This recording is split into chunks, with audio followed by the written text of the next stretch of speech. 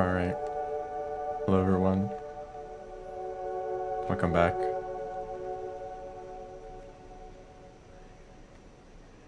I'm a little bit sick, if I sound different. Nah, I kind of stayed muted for a while at the beginning, but I wasn't saying anything. Is the music a bit loud?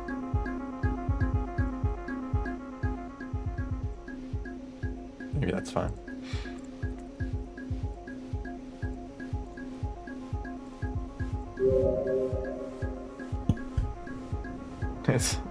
It's funny, I hadn't gotten sick for like several years until last time, which was like a few months ago, and again now.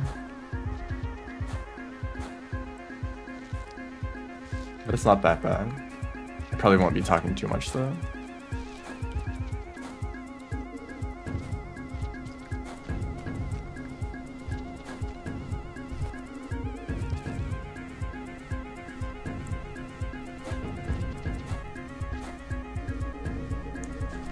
Hey, we'll get there, all right. We'll get to the depths eventually. Oops. So don't mind the cursor.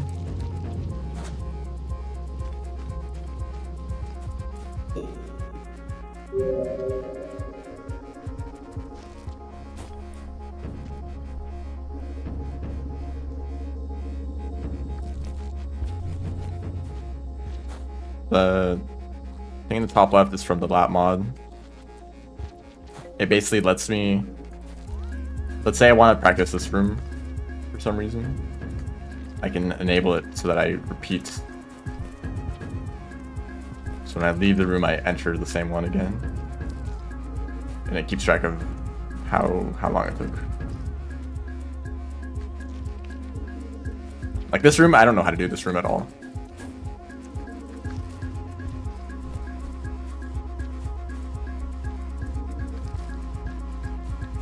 It's very hard to set up a roll.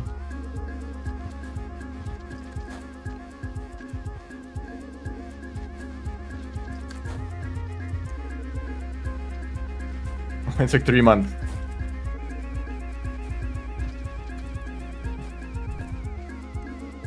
Hello everyone, welcome in.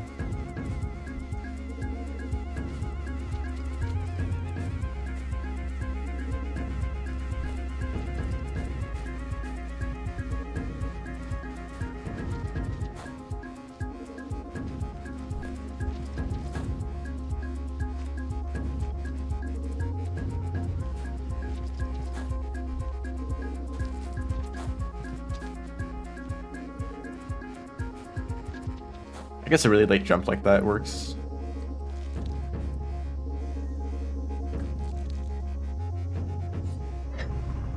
So yeah, this is Monk Pebbles percent, which is the category.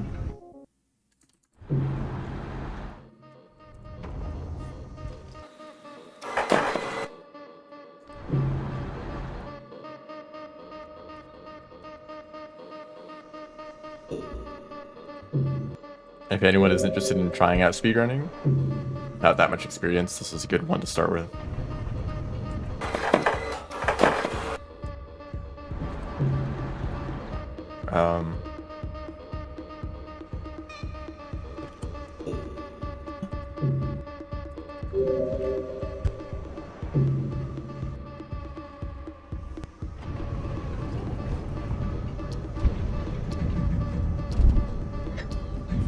It's the main point is that it's a decently long run with some good movements, but not really that many dangerous creatures. I also have the throw practice mod on. I forget what it's called. It lets you throw rocks infinitely. So if you want to practice movements like this dragon skip. Whoops. Oh shoot. I need to change some keybinds around.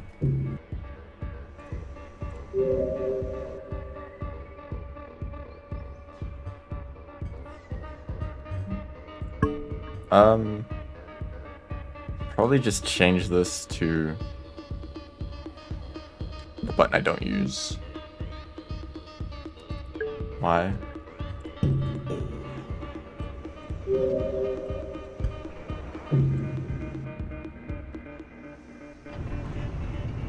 Because I have the checkpointer mod too.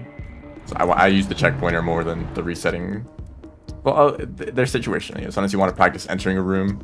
Sometimes you want to practice just some segment. So.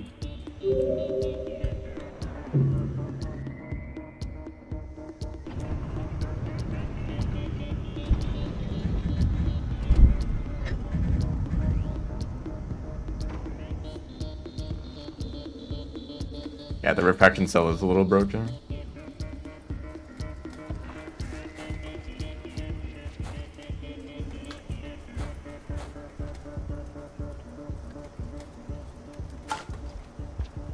Actually didn't make that.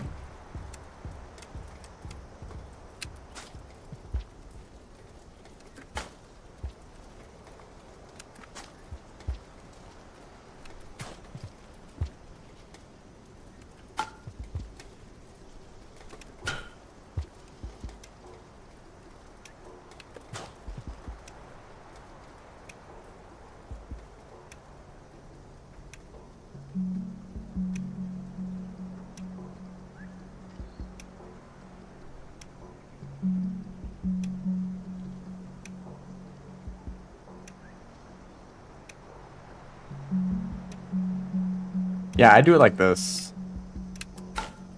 Because there's another way you can do it like that. But I never really found this to be consistent.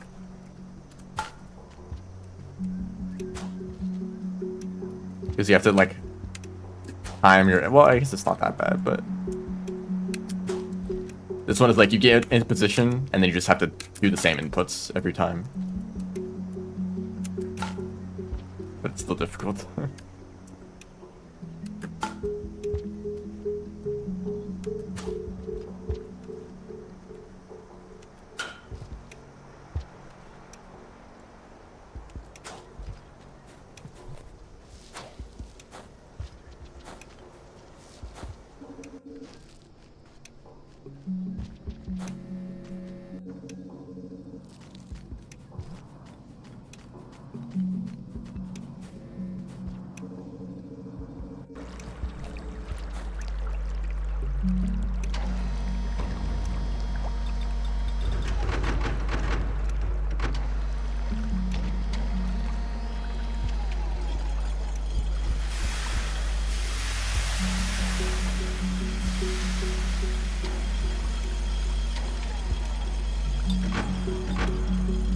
Okay, today is not a vaulting day.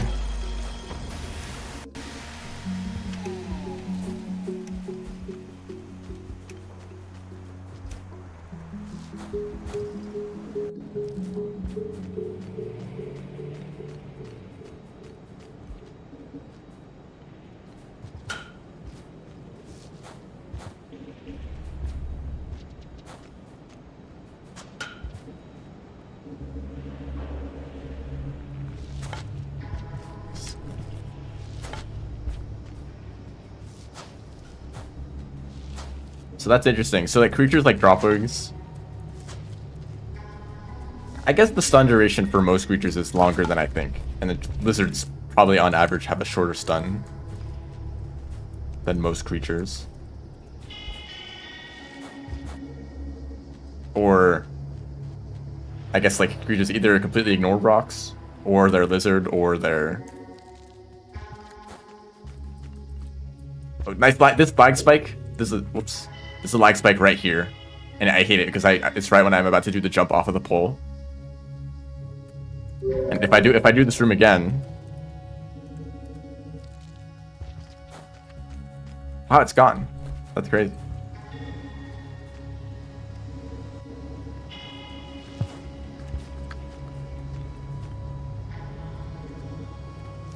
The rocks. That's funny. Oh, they're a bit broken now. That's interesting. If I reset items that I'm holding, get messed up. Wait, are they like double physics? Like a super fast rock throw? That's funny.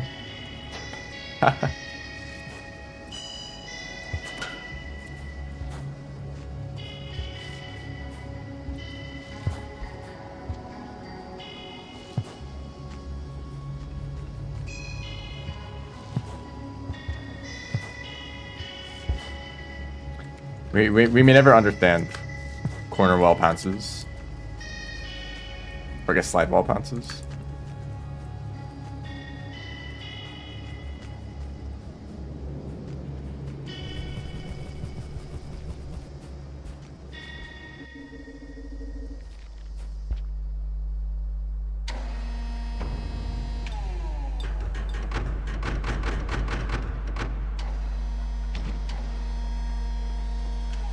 That the wings are stunned for twice their duration.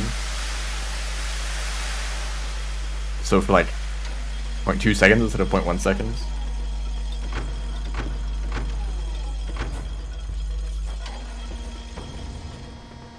Alright, time for this funny room.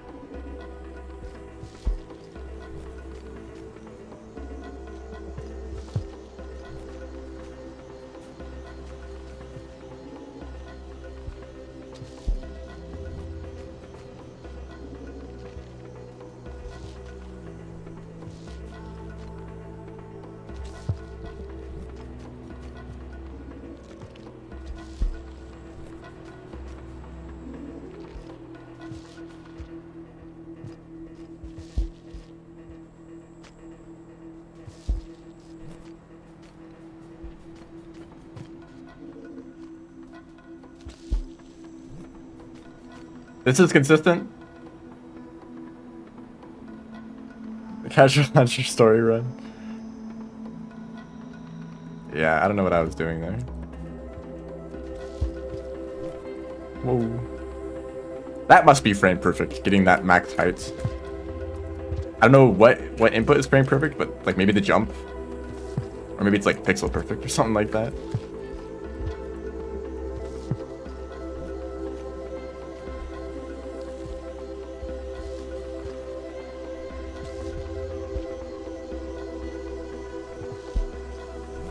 It's like, okay, this is a very strange reference. Let's say you have a simulation, a gravity simulation, where you have points that are attracting to each other based on their distance. So the closer they are, the stronger the attraction.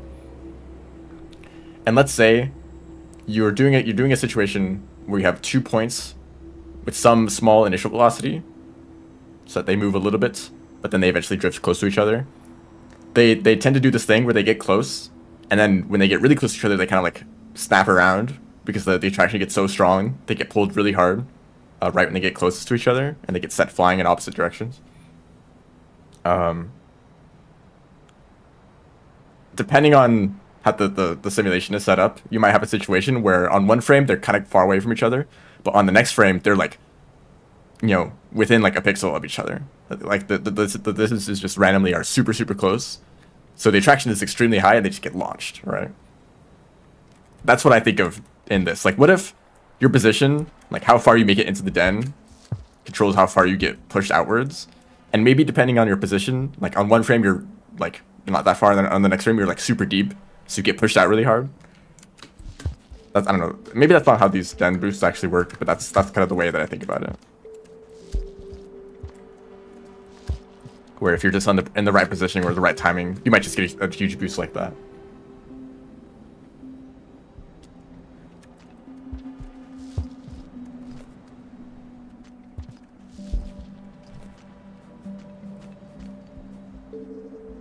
Oops, actually, and then I forget to turn off the looping. I actually do want to leave.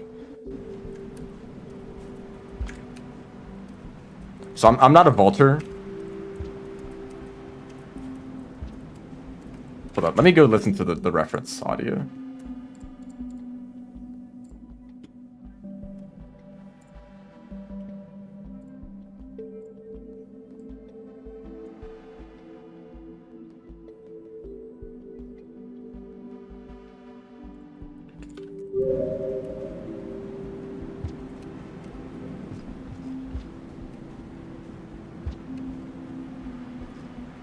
Also, Shrub, I noticed that the way that you do the jump storage is that you press down and jump at pretty much the same exact time. The jump boost. Does that matter? Is it better to press jump earlier when you're doing the crouch? Because I always thought of it as like crouch and then jump, like halfway between the ground, your standing position.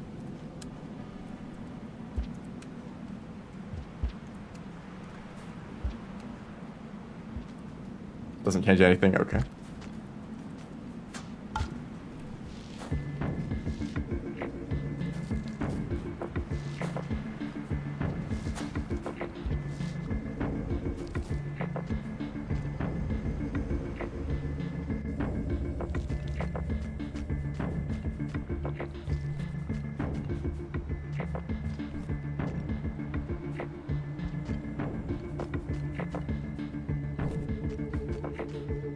That's just so much slower to do it like that. I think actually maybe the best way to do this, climb up and then do a fast pole climb right when you grab the next pole.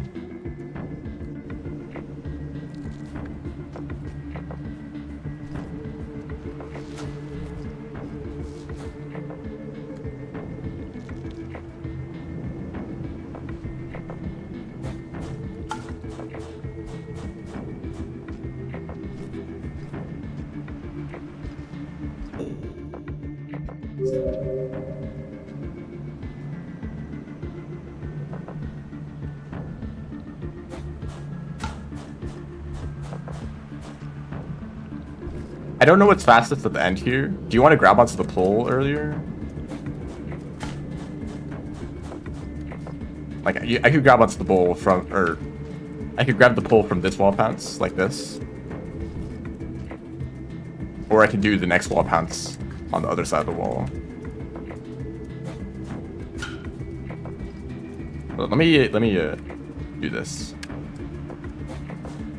Oh, wait, that messes up the rocks. Well, it shouldn't matter. It only changes the rocks themselves, but not the throw boosts. At least it shouldn't.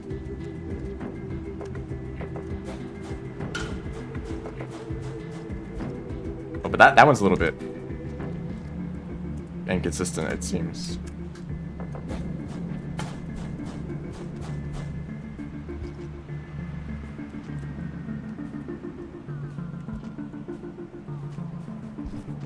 That doesn't work. You just grab the pole like a normal person.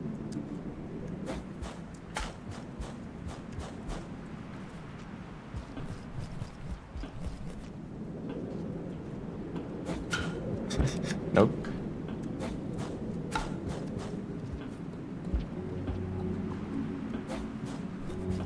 Is this rock getting like quadruple realized?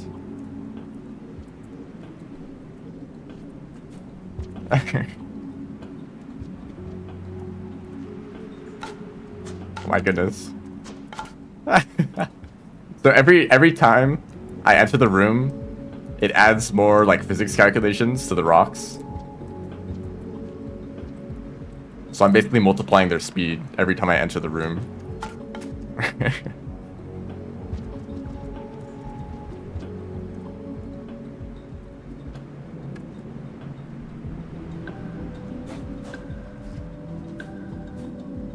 This happened to the slow cat. Wait, stop. Okay, stop doing that.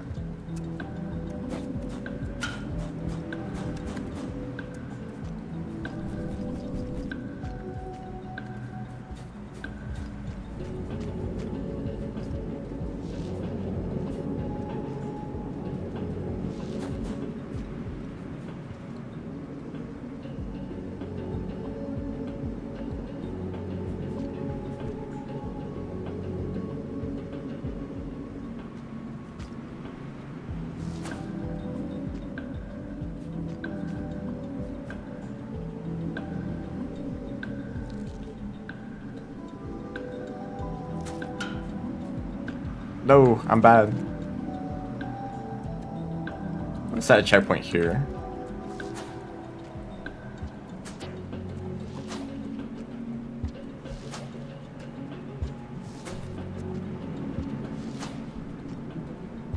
If you're, I mean, I'm sure that most of you guys who have been watching the stream for a while, or if you watched when I did more speedruns, you're probably more familiar with this. But if you're someone who like occasionally watches like a world record speedrun and not much else, then you should know that this is like 90% of speedrunning, like doing this. It probably depends on how optimized the game is. Like, I don't think most Rain World speedrunners have been doing this exact thing of like resetting rooms constantly, or even using a mod to disable creatures. I think that's a somewhat new thing, at least. But who knows? I don't know what the speedrunners were doing like more than 2 years ago.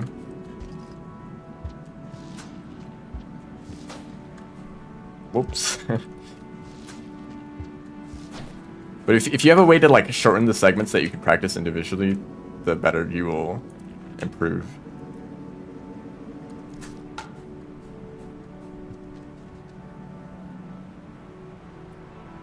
Does anyone know? This is kind of a specific question. I feel like I've seen some speedrunners have a live split thing set up, so that for every time they make it to a split, it adds 1 to like a counter of like how many attempts made it to that split. So like let's say you have I mean even a run in Rain World, right, where it's you're pretty likely to die. It'd be like 100 attempts to outskirts, 100 attempts to industrial, 80 attempts to chimney. You know, the number of attempts goes down because you're likely to die. I'd really like to set up a system like that, just to see like how many runs make it how far, and like which areas are most likely to cause resets. Please make the Scug do a flip.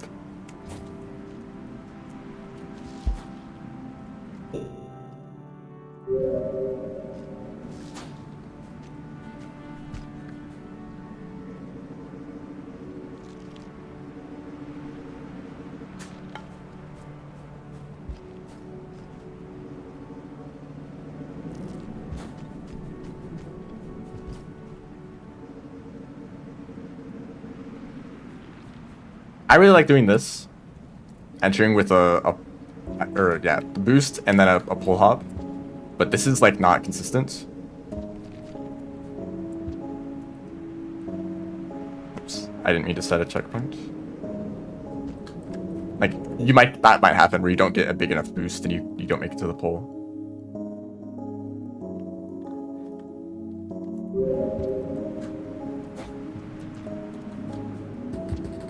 But I really don't like the alternative, like your strategy of like doing this. Like you're going backwards for a bit. That feels counterproductive. But, you know, you gotta line it up correctly.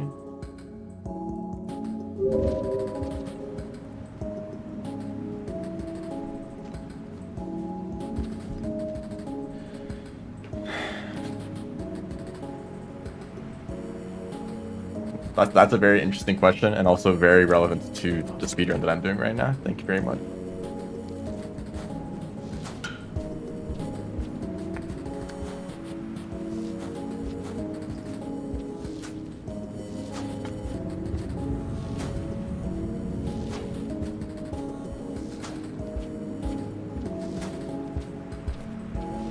Holy consistency.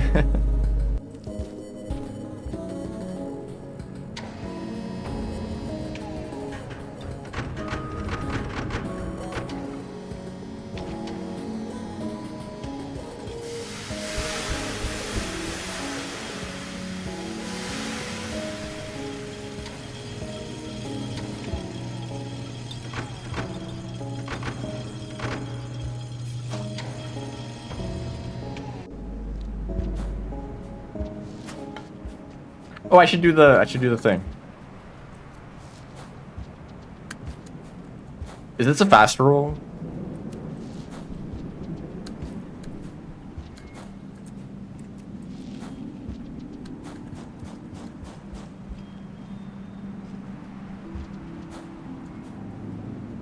Regular?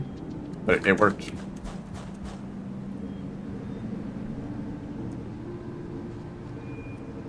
Oh, that was the lag spike. Yeah, get the lag spike out of the way. So I actually need to start it later then, like right here.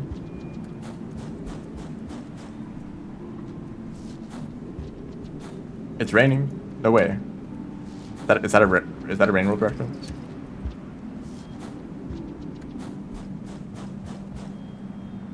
Oh no.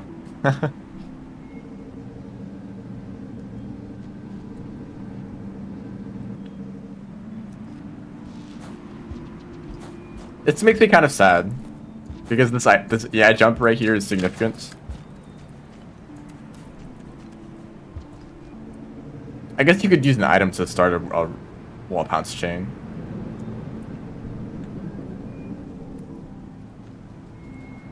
Oh, no tail.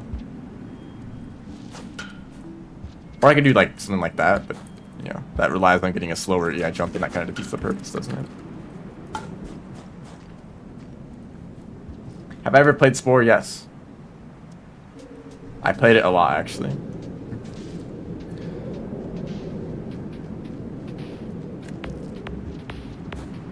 But the way that I played most games in the past was by starting a new save file, playing the first like 20% of the game, getting tired of it, and starting a new save file.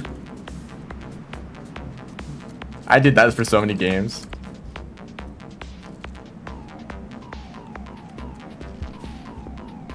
Especially like sandbox kind of games. So yeah, Spore, I enjoyed the cell phase and the creature, or the stage. The cell stage and the creature stage, and then I kind of lost interest. So I just repeated those two stages a whole lot.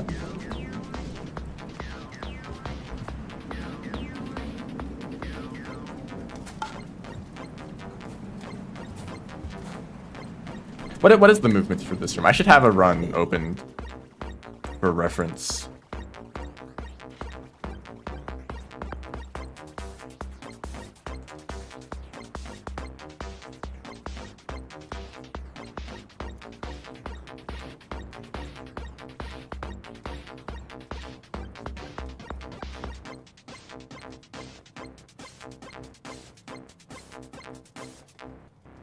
So this is the wall.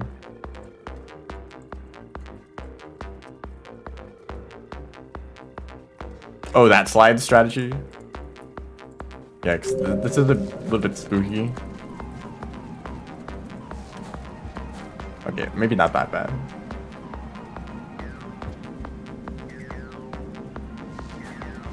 You gotta like do a slide path and then slow down. But then that can happen, right? So you need to like slow down a lot.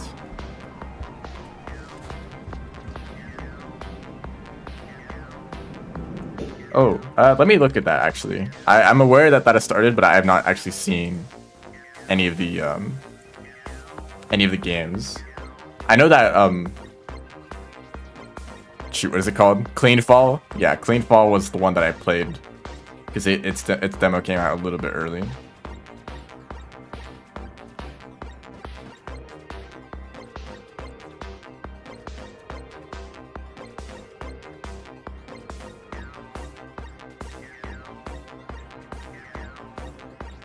You know, I probably don't get much from just looking at these.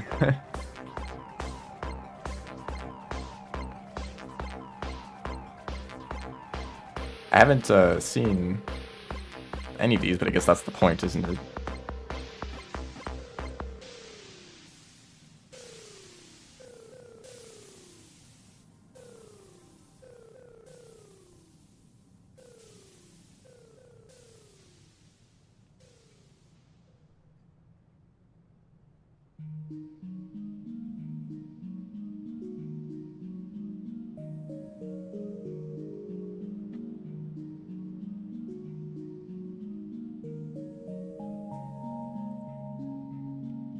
Huh.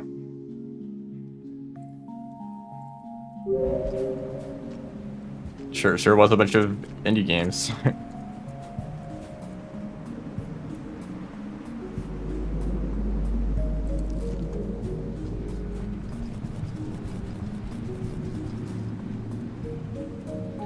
This fun because I have rocks all the time. I don't have any spears, so I have to use more cauldron vaults, which are so difficult. There we go. Yeah, I was actually doing them too slow still. And if you really need to, you can even do a wall right here. Which is, you know, you don't have much space. And you might fall off like that. So I'm gonna try not to do that if I can. Hello. Welcome to the stream.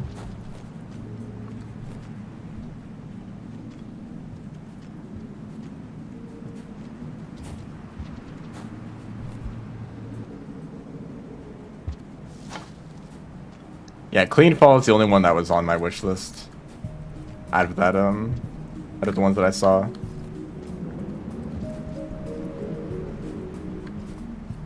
Ooh, this is opportunity for really minor, insignificant time save. Doing this room. Let me move the cursor. That might be in the way for most of the stream, by the way.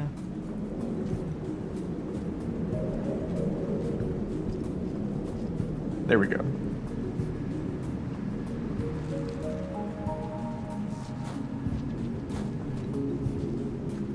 No significant time save yet.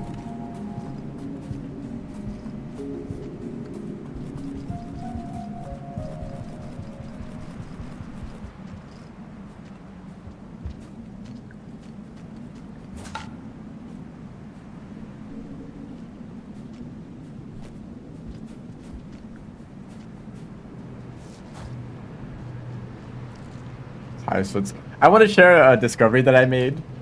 If you know how on poles, there's not really many, or there's some poles down here. So if you climb on a pole, you can do this movement here. It's called the fast pole climb, where you basically do a boost and then switch to the other side of the pole and jump at the same time, and it resets the cooldown on the boost. You can do it repeatedly. And this is super, super useful. I really recommend, well, if you play this game a lot, it's worth learning. Because if a lizard is chasing you, you won't escape if you just do this. But if you're doing a fast pull climb, you can escape most of the time.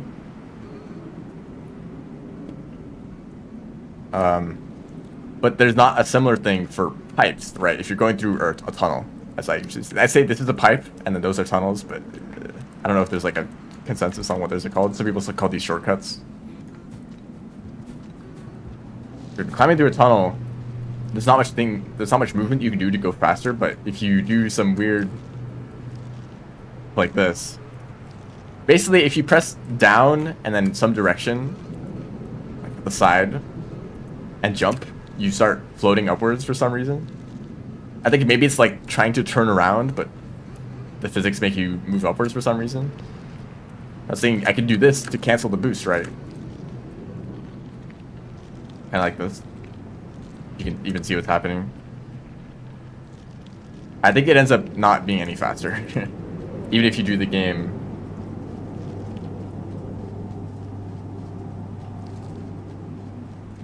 Sorry, I got very distracted all of a sudden.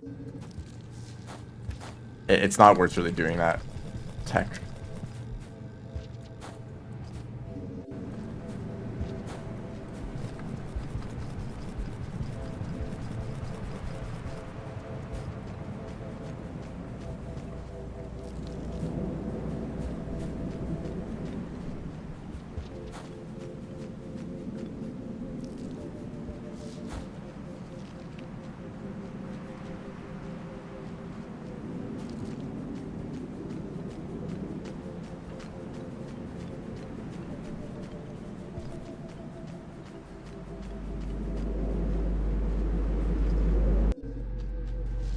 This is where I would use a spear normally. Oh, the lag spike. It messed me up.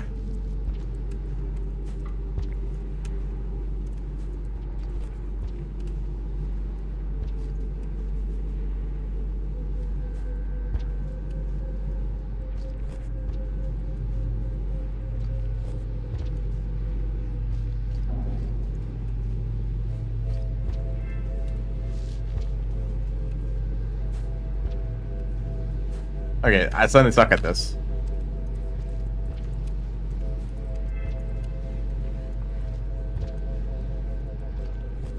goodness. Okay, fine, I'll use the spear.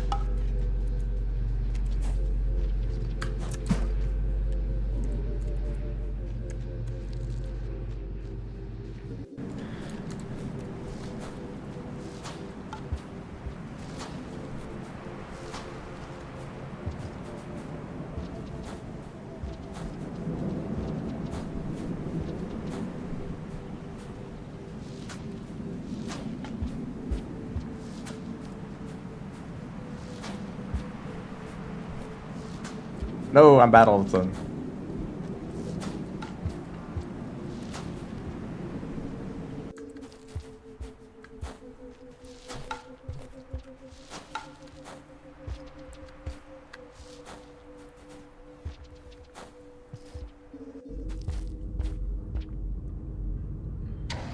Are we talking about Roblox? Roblox is so unfortunate.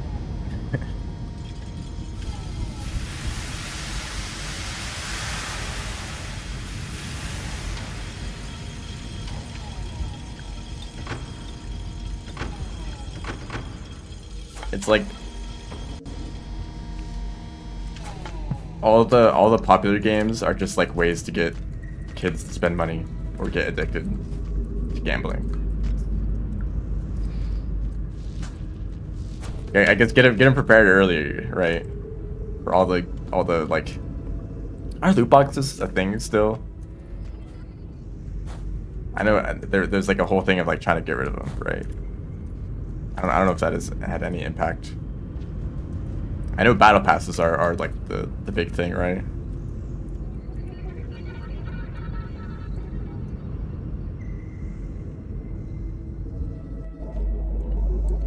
Which is also kind of like a cheap way to get people to play your game a lot. Like, oh, you know, if you spend money, or there's two layers to it. One of it is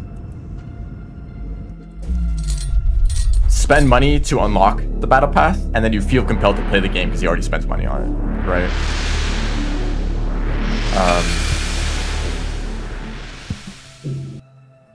And or the other layer is that you play the game normally and make progress on the battle pass, but it says, oh, once you buy the battle pass, we'll give you all the rewards that you've already unlocked, right? So it's like, oh, I guess I've already earned all this stuff. I better spend money to actually get it for real.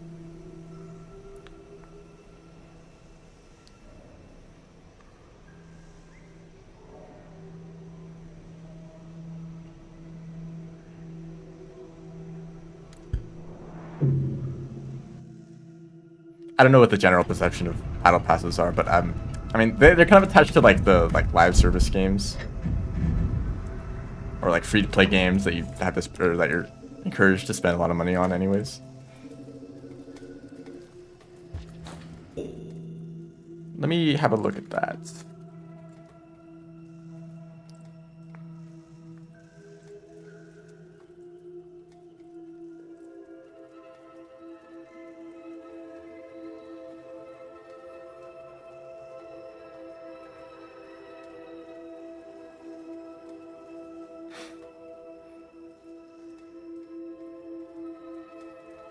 Huh.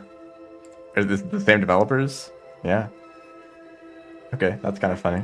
Maybe I'll check that out later.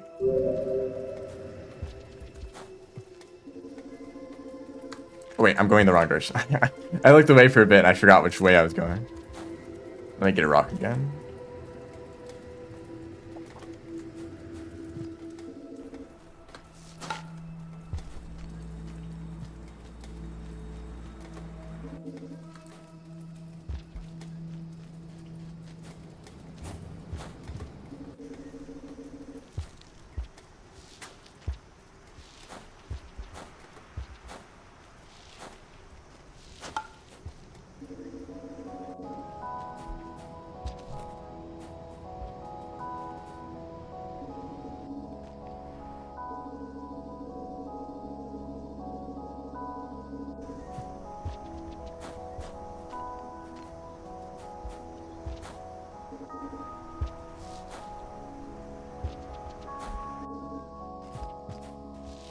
No.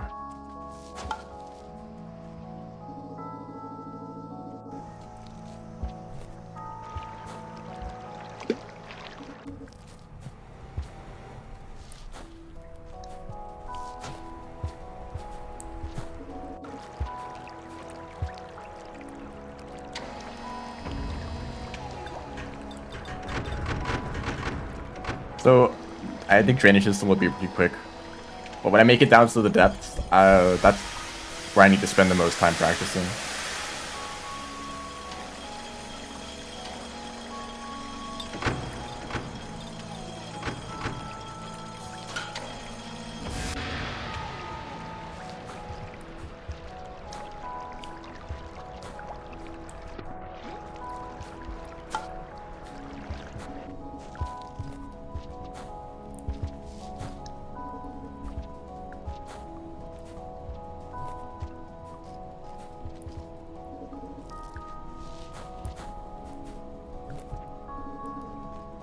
Oh wait, there's a way to do this room. Hold up. Yeah, like that. It's maybe a bit more consistent. Or not really consistent. Like there's another way that's quite consistent already, but maybe a little bit faster.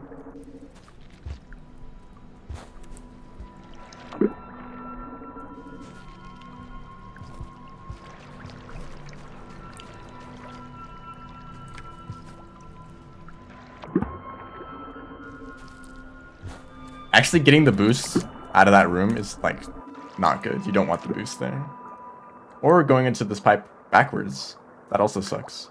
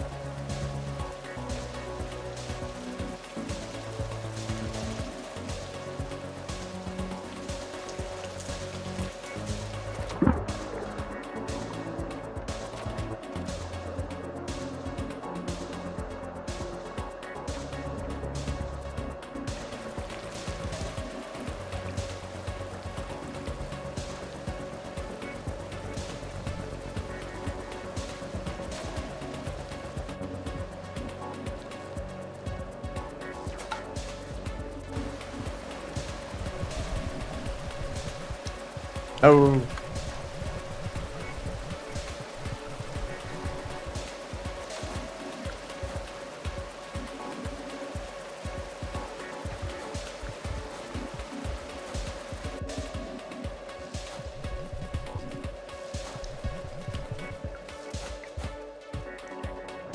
No. I got stunned.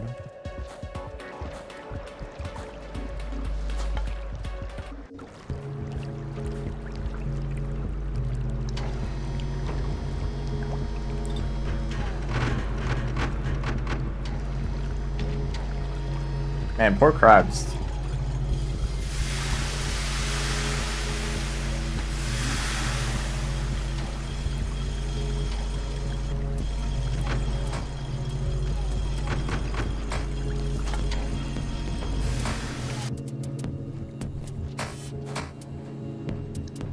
I mean, crabs are like the ultimate life form, right?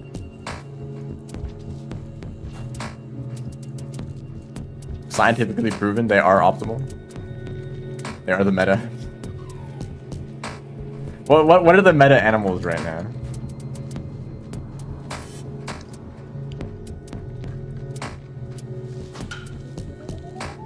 Like ants? Do ants count? I guess humans and then like domesticated animals. Well, are they really meta? They're not really. I guess they're like successful in terms of numbers. Probably like cats. Cats are high tier.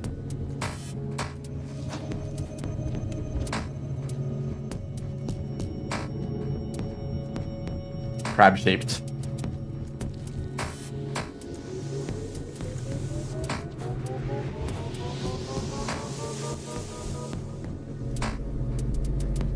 Or maybe it's beetles. Aren't there like a trillion species of beetles?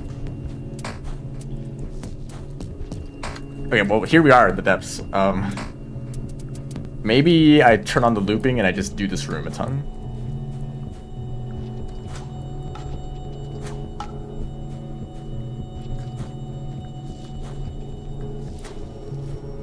Parasitic wasps. Friendly reminder that parasitic wasps exists.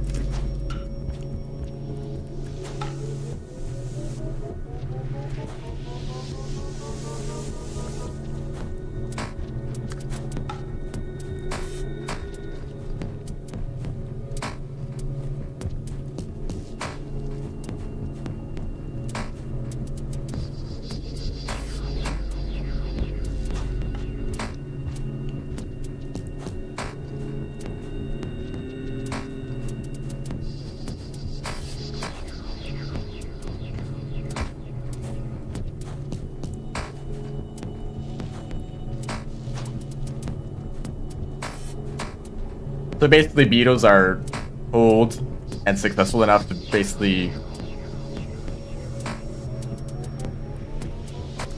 to diversify a lot. And now they're everywhere.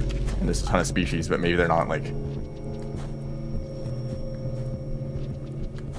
the most successful.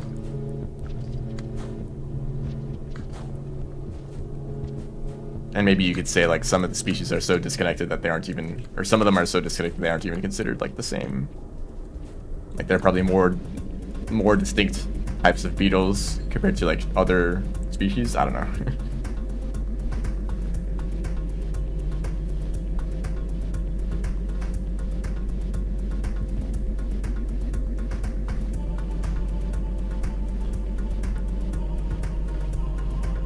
And like the YouTube chat message. That's yeah.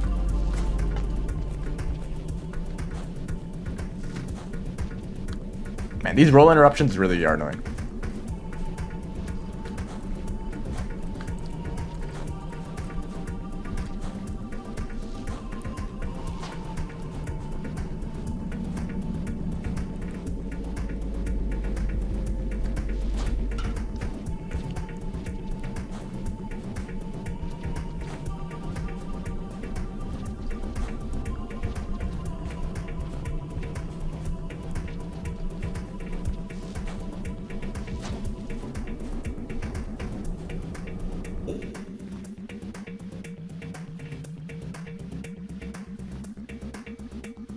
Moving on to the Mars expansion.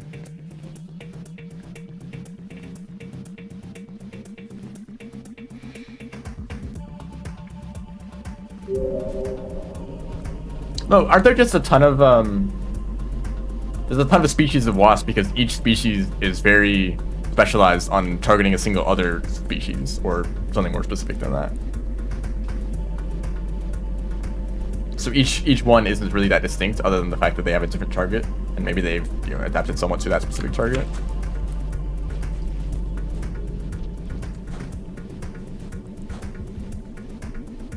Whoops, this button.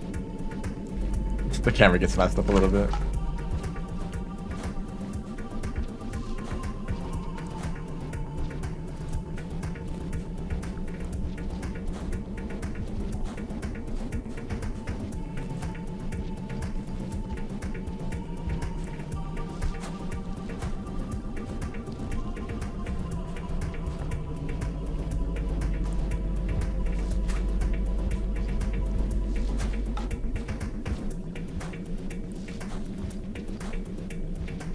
Oh.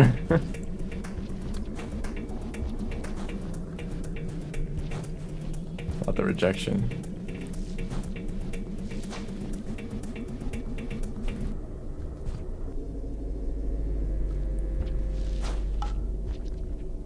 Okay, there's an E-slide here. I guess on this platform. Right, that it looks shorter than it actually is because this is not solid. Maybe like, yeah, you can even start it there.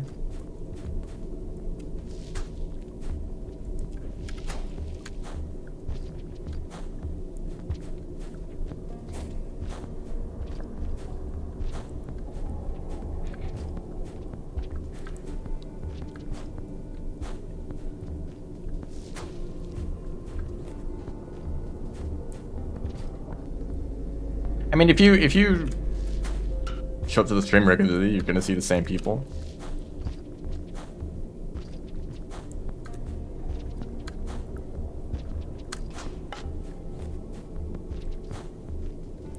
Okay, that was pretty good.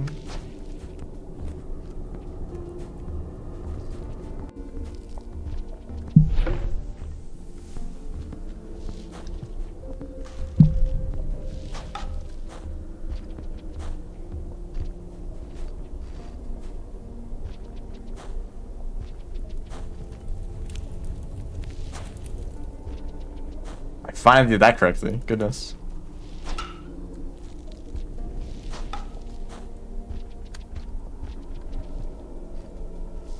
Best any percent time? I have not run any percent. Actually, I have. A little bit. Actually, do I have a time? I don't know if I've submitted a run, but I have not run any percent that much at all.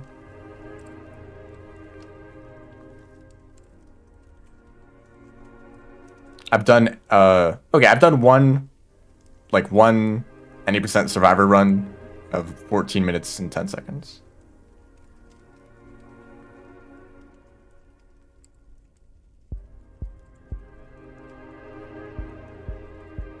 Which is 4th place. But this is on the downpour leaderboards, where I think that any percent times are not nearly as optimized. Like the vanilla, like I'm playing vanilla right now. I don't have downpour enabled. And the skips for any percents are a bit more complicated, like the guardian despawn. I also need to like down patch, because 1.5 is more popular for any percents than 1.9, and 1.9 has like some crazy stuff going on right now, like rock skip. I don't really want to learn rock skip, or just rely on it. It's like super inconsistent.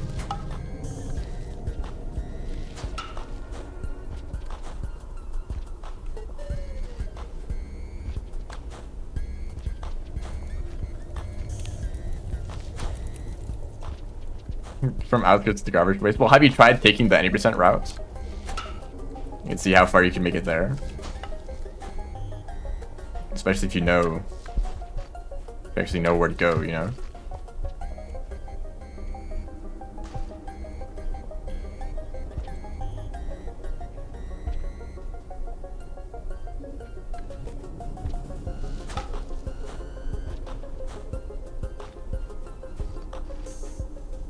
What did I do here?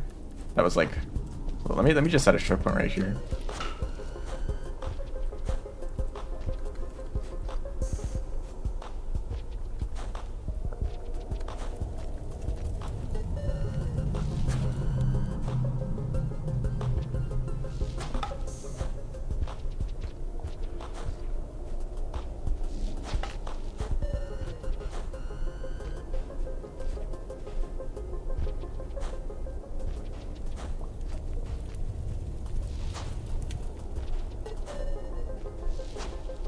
No, go down, man.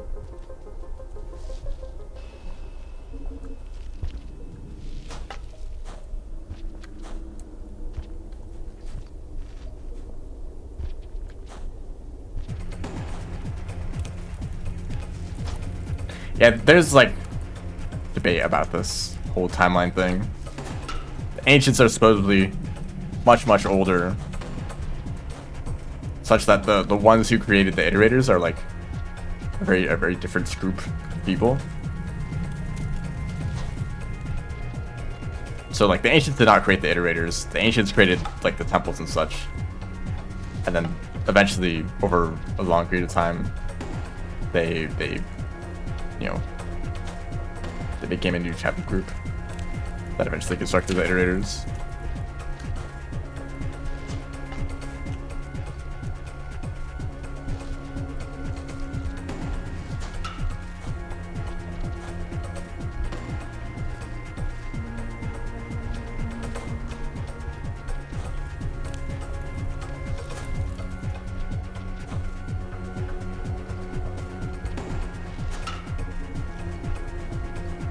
This room sucks. I hate this room. It's really difficult.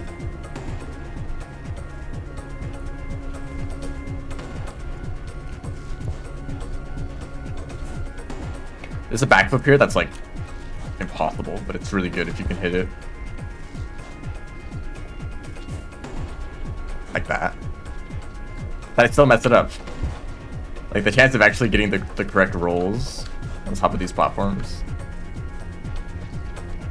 I would like, maybe I should try to get this strategy to be consistent.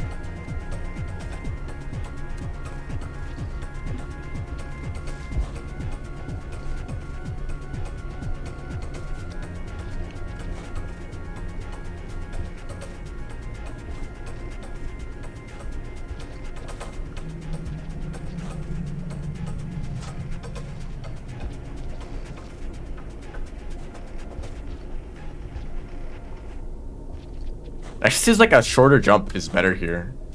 I did not know that.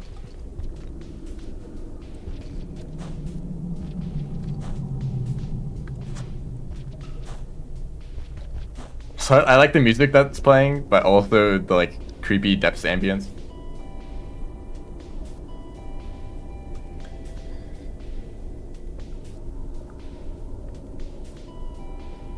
Don't think the distinction is necessary. So real for that. Yeah, it's actually easier if I do it differently. Okay, I might have figured it out this room finally. You can tell I've messed up this room in like every single run that I've done that goes to the depths. So you can tell that I've not practiced it at all. That last jump is still a little bit confusing.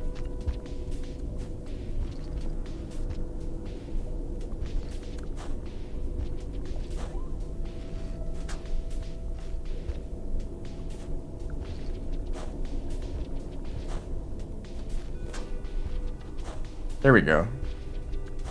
And maybe if I land, for whatever reason I somehow land all the way down here, this is a great place to do an E-slide. Well, maybe a little bit later than that. But really wondering, like, how many items do you have at this point in the run?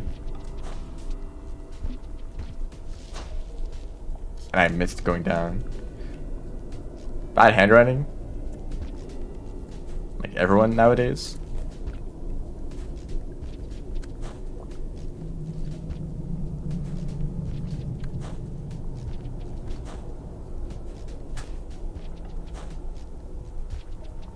I'm falling down there very consistently. I'm not trying to.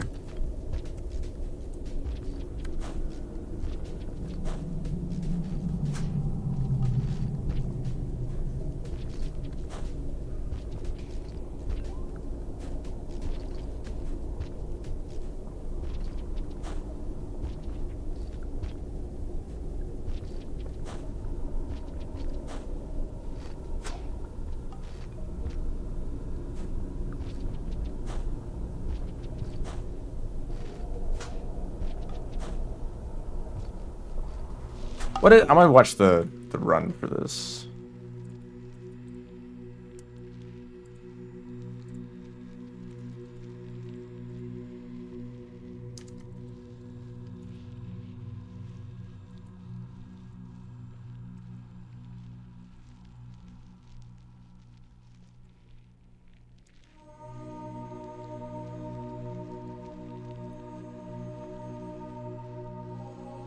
Okay, they do the pounce earlier. Hey, this is the right music. Or is it this one or like the one that plays in the next area?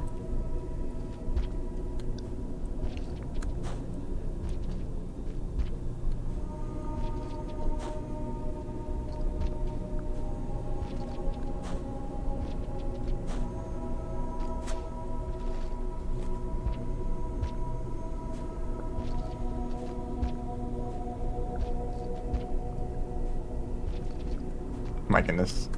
It's still inconsistent. At least it's way more consistent than what I was doing previously.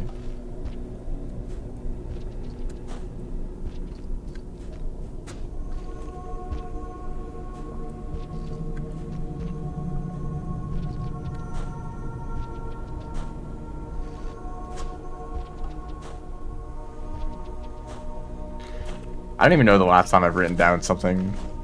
Whoa.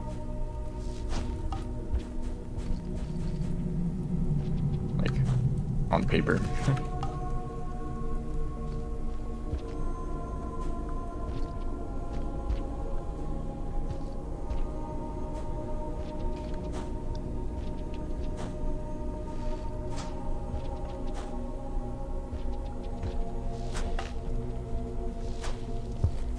I guess it's good to know that as a backup, just in case I fall down there.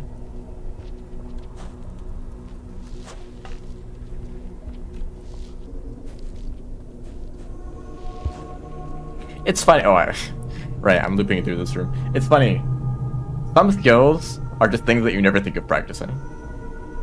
I think that's why sometimes there's a disconnect between the amount of like hours someone has on something and their actual skill level. There's probably people out there with way more hours in Rain World. Just someone who I don't even know what you'd be doing. Just someone who just plays the game like casually. Maybe they play like multiplayer all the time, or maybe they play like expeditions like every day. I don't know. Just someone who plays the game a whole lot, but they never like try to improve. They just kind of play the game, and that's fine. You could do that.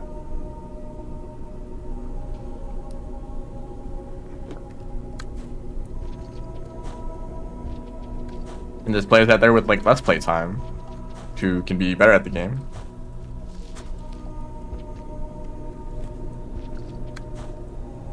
And so, you know, with some skills you're like, oh, like practicing it, like it just seems like a strange idea because you just don't practice that kind of thing, you know, you just do it.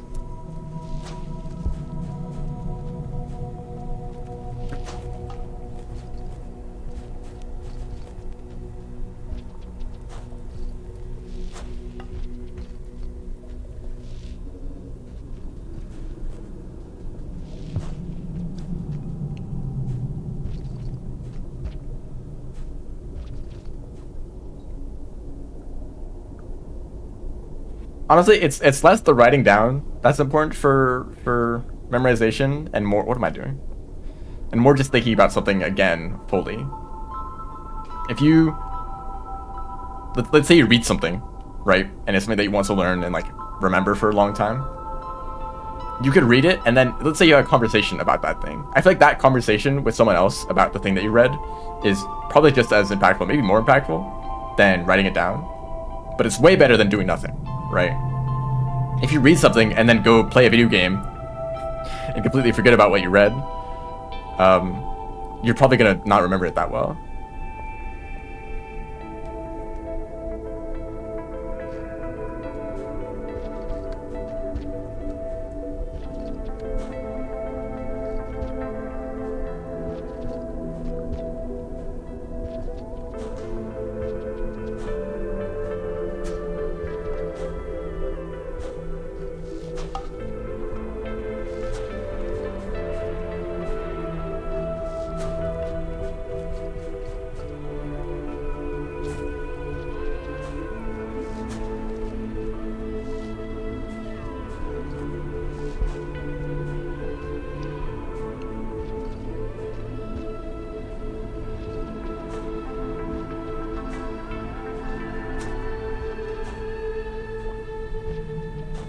That's a very specific timing, actually.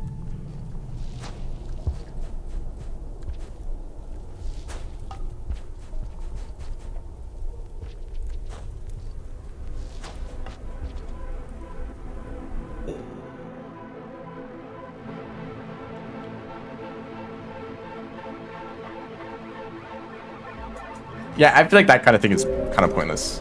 IMO. If anything, more distracting. But, you know, that's not a very popular opinion.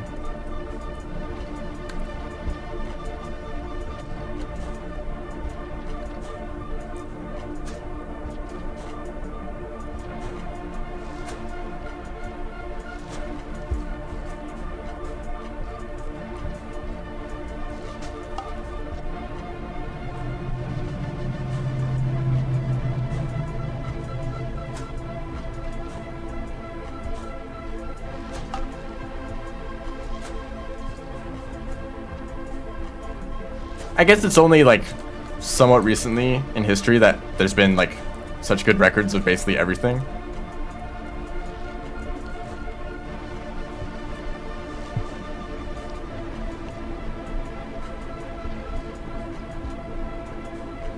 You know, you can watch a YouTube video, and you don't need to. You know, the YouTube video will always just be there. If you want to remember again, just go watch it, right? If you're talking to someone in a live stream and you miss something, you miss part of the conversation, you want to listen to it again, you just go watch the VOD, right? If you just like want to record like everything that you do ever, then bam, you're like, oh, let me just go pull up that video that I recorded. Which is something that personally bothers me on social media of people doing experiences, or people having experiences but spending the entire time recording it. I'm sorry, I am that guy. Like this is apparently a thing in like fancy restaurants, which I have zero experience with, of people, of like the waiters like doing fancy stuff with the food. I don't know, whatever they do there, and the people are recording it with their phones, and they're basically performing for the phone and not for the person, right? I don't know, I feel kind of bad for people like that, where the reason for doing it is to record it and then like share it on social media instead of just experiencing it, you know?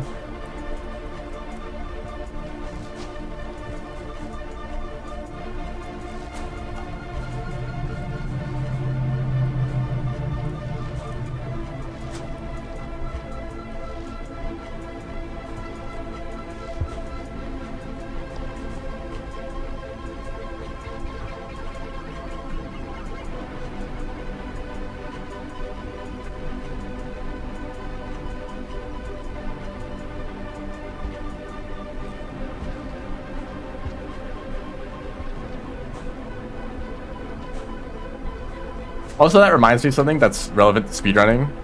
Sometimes people are like, wow, if you practice this run so much, you could probably do it blindfolded. And the answer is always no. Unless it's a really specific type of game, which I can't even think of right now, or might not even exist, but just because I know the routes and all the movements in this run does not mean that I can just do it without seeing it. You're less memorizing the routes and more of making a connection between this environment and what movement I need to do for this environment. So I'm not thinking, when I'm doing a normal speedrun, I'm not thinking about this room at all until I enter this pipe. And when I enter this pipe, I'm like, oh, time to do this movement, you know? Because that's like the connection that I've built with this room, you know? Just if I enter this room, then do this, you know?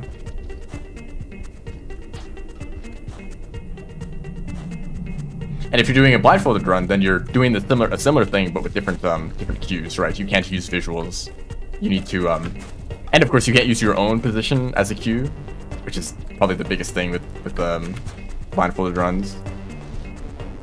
If you make a mistake and you lose track of your position, that's like really bad. Well, it's not a big deal at all in a normal run, because you see that you've made a mistake and you correct for it, right? Well, you know, obviously it's still a mistake, but you can fix it. It's not like a blindfolded run where you might lose track of where you are and you need to reset the whole level to like get back to a state that you're familiar with, right?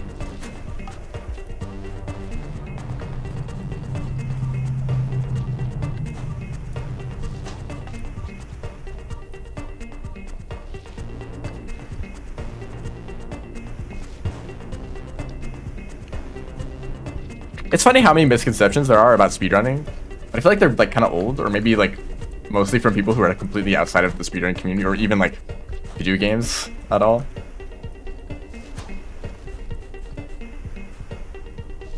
I feel like I'm aware of the misconceptions themselves more than people who actually believe them. Hello. Welcome to the stream.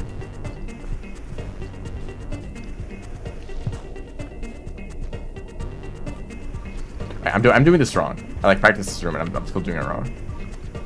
Here we go. Also, sleeping is like a superpower.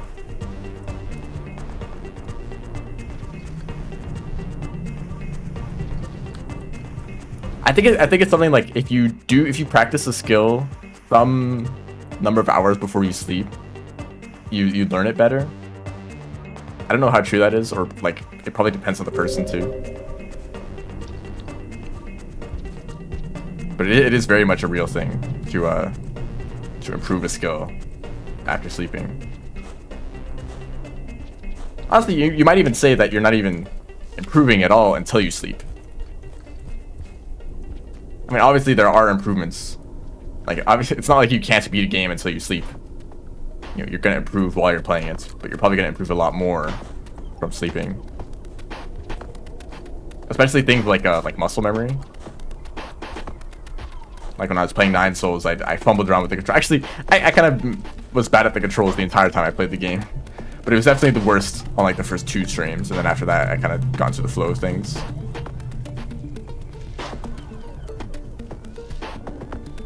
Like by the time I was fighting Lady Ethereal, which I'll avoid spoilers, but that fight was still difficult, but I was much better at the fights than other fights earlier in the game. It was less of like learning how to like do actions and more of like learning how to like the response for each of their attack patterns.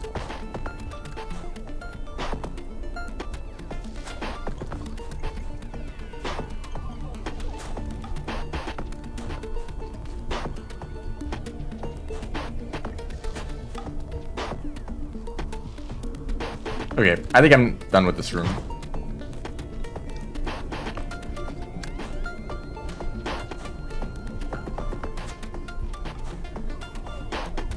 Hello.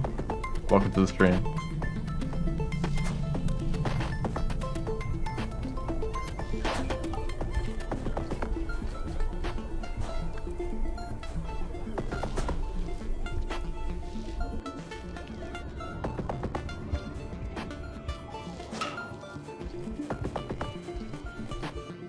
This stream is a bit awkward. It's also very dark.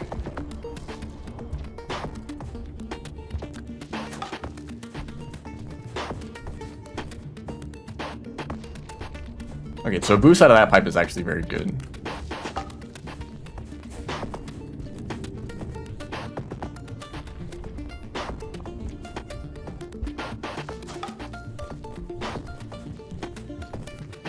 How is this run done?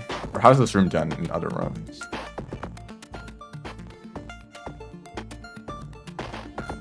Okay, pretty much exactly the same way. The climb up is a lot smoother.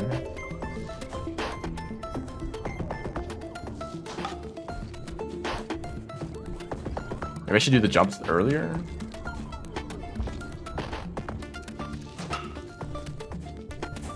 See, I'm like bumping into them more than I'm actually climbing up them. I'll actually set a checkpoint right here. I think I'm jumping too early. Yeah, there we go. That's the rhythm to it.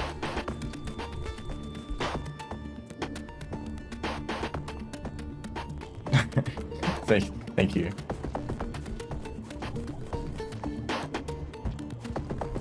Oh, this is the process. Out of all of all the areas in this game, I've spent the least time practicing this area, specifically the depths. Which is why I'm doing this now. Goodbye, tail. You know, how many times have I gone through like industrial and chimney? Like probably like hundreds of times, right? But I still have to go through the depths for the endings of like the Pebble percent runs and some other like a lot of speedruns end in the depths, which is actually part of why I speedrun a lot of downpour categories instead of vanilla categories, because the vanilla look guys, of course, their only endings were the depths for the whole duration of the game.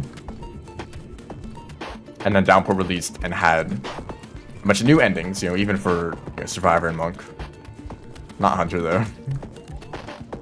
Like here's a bunch of new endings, right? Where you just need to get to some point in the world and then you've won. Congratulations. And I mean, there's usually more to that. Sometimes, which can sometimes be incredibly annoying.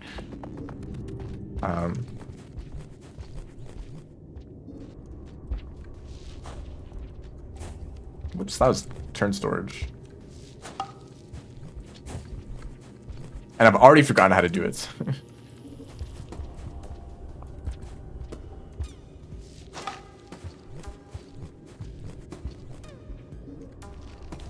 What was I saying? Right, so in Downpour, I like that the runs just had very quick endings.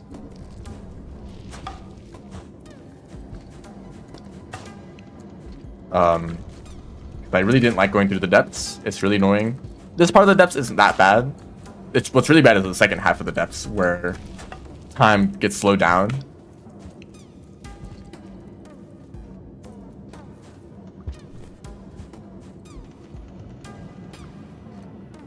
This is really dark, but there's a lineup. Oh, lights. Here we go. This platform kind of lines up.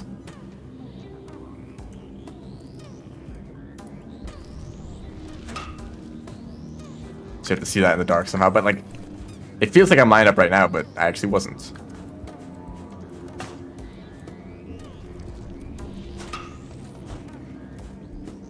But yeah, I'm finally getting around to actually practicing this and trying to get the movement down.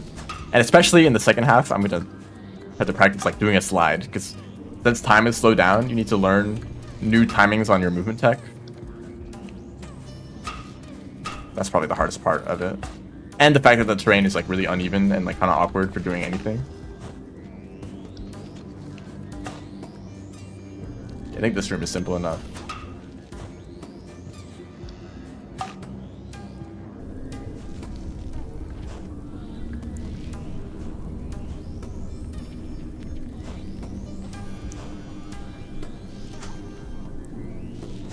And okay, so actually it starts slowing down right here.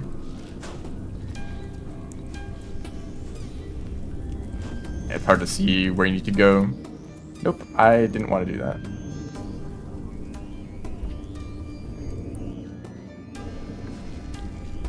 No. Most unfortunate. It's like a magic spell. You've been cursed.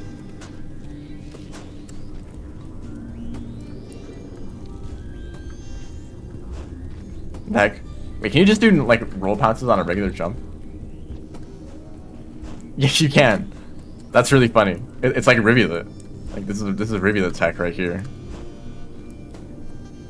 I think because of there's a very slight up force. Look, if I grab onto this pole, I get pushed up the pole, and I'm on top of the pole, even though I'm not pressing any inputs at all. If you check the input display, I'm not pressing the keyboard, and I still go up the pole. So that is like boosting you up to do so that you can do a roll from a regular jump.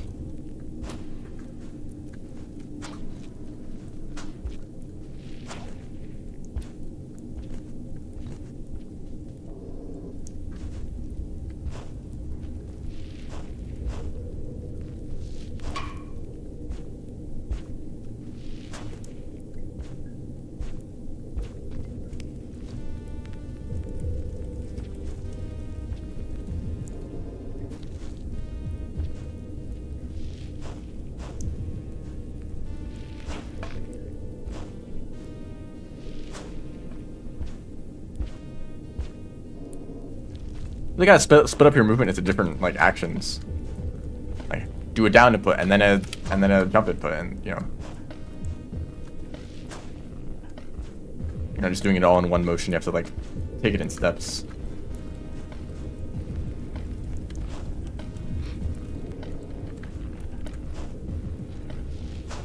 Oh, okay. I don't know why I did that there. That's not the movement that I do.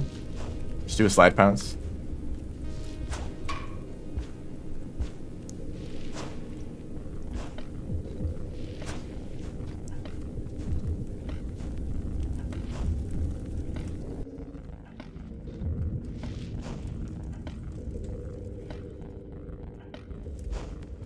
There's a chance I die in this room.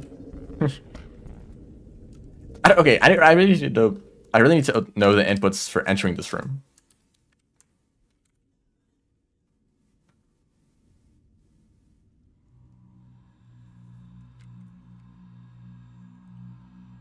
I use keyboard.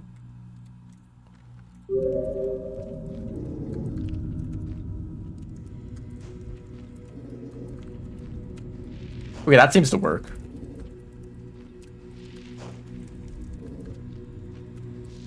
Yeah. That's consistent.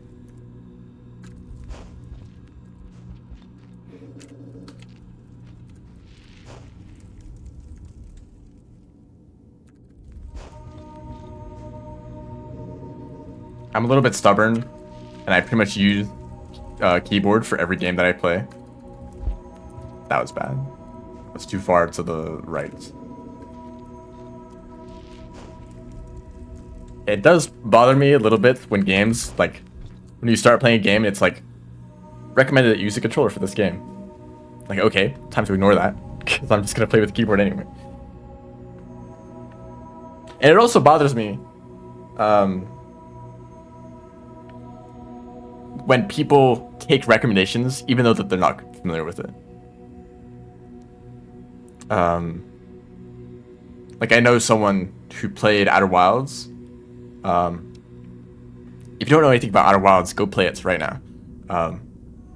And don't look up anything else about it. But, you know, the game is, you fly a spaceship. And some people say that the spaceship controls are better on controller. And so this person, they played on controller, but they didn't really enjoy the experience as much. I mean, specifically the part of the game of like controlling the spaceship, because they weren't used to using a controller and they thought it was awkward. It's like, maybe, you know, if they just use a keyboard, it would have been better. But also, like, people recommend a controller. Like, this is a really game where you should use a controller. You know, I can't really think of many games that are like 100% necessary that you use a controller.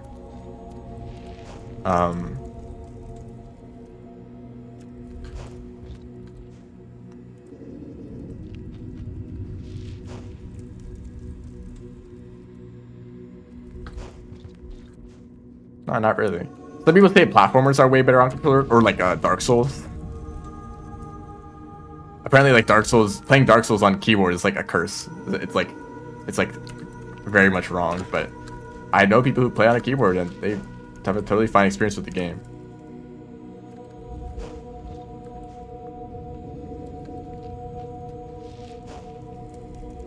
But for like platforming games, I feel like it's Is it weird when I say platforming? I should probably just say platformers.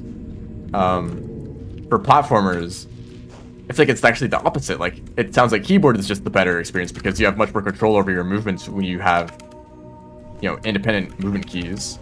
Like, if I want to switch direction instantly, I can do that with a keyboard, right?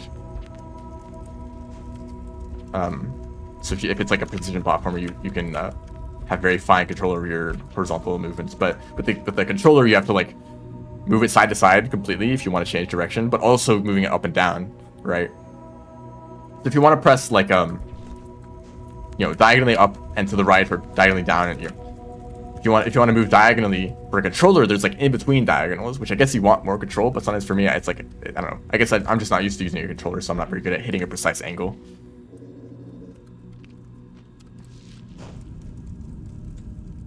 But I think it's much easier just to think of it as press down to the side, and bam, you're holding diagonally. Actually, I do know of a game, Titan Souls. Titan Souls is a very cool game. You use a bow, and the thing is that on keyboard you only have 8 directions, right? So you can only shoot the bow in 8 directions, but if you want to aim more precisely, those like in between angles, you can only hit those on controller. Right, and the game doesn't have mouse controls either.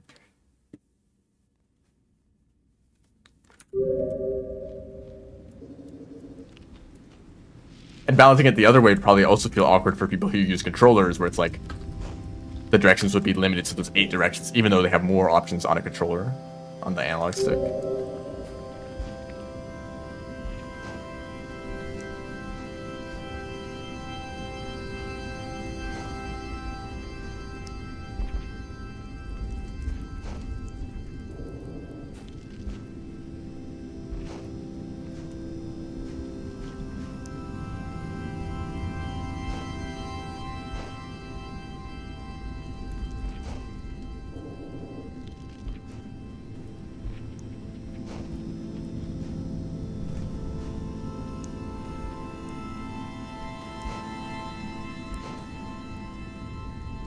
Rain World on wheel.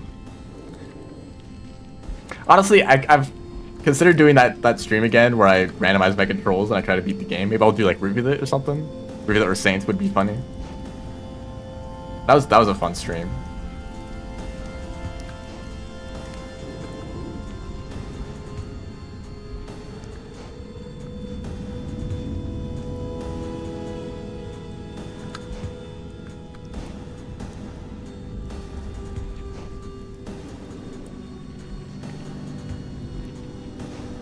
Yeah, and in order to do rolls, you actually have to spin the wheel all the way around. Because you're already on a wheel.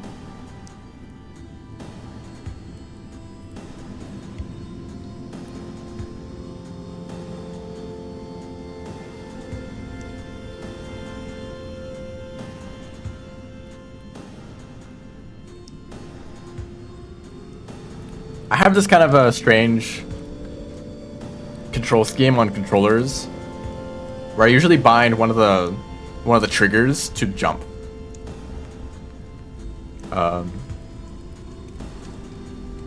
So that way, let's say Hollow Knight. I use this for Hollow Knight. I can use analog stick for movement, trigger for jump, and then I have my thumb free to press any of the other actions like attack or using spells, right? I don't need to juggle between pressing jump and then pressing attack with the same thumb.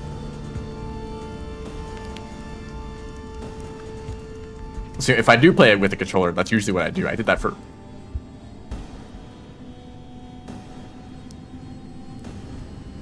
Sorry. I did that for when I played Rain World on a controller. I also bound one of the triggers to jump. And it actually let me do things like E-slides pretty easily. I imagine that would be kind of difficult. Well, I guess not, because you're still only pressing jump. Just also doing the throw input might be difficult.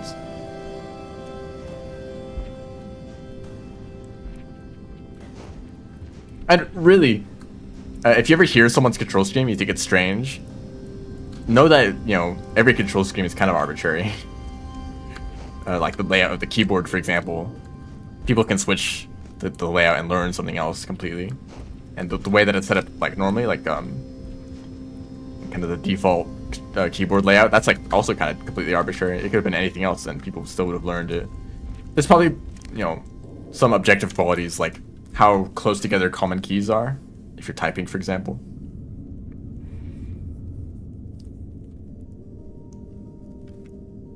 And, you know, you don't want your, like, hands to be across the entire keyboard. You usually want them to have all the keys be easily accessible. And, when I play Nine Souls, there's a lot of buttons in that game. And I kind of just set the controls randomly before I even started playing, right? I didn't even know what the actions were in the game. I just set the controls and I got used to it. I think I'm totally fine at using those controls, even though maybe there's some more optimal layout, or maybe I could have used a controller.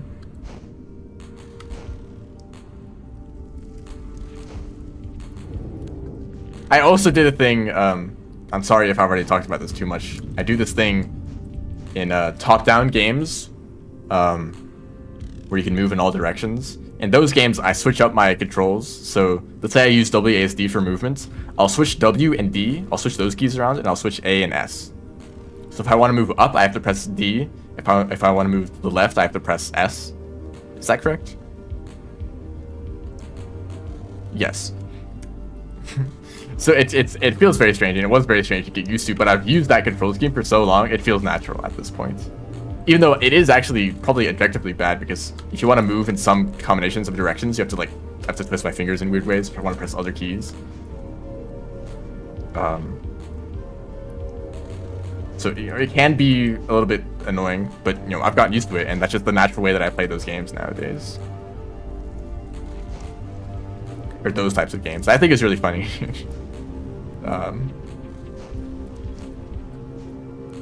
It was kind of just an experiment of seeing, like, can I get used to this, even if it's, like, really really awkward. Of course, the answer is yes.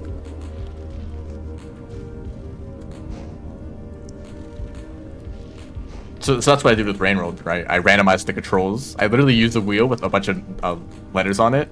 I spun the wheel and I bound each of the controls to one of those, whatever letter it landed on.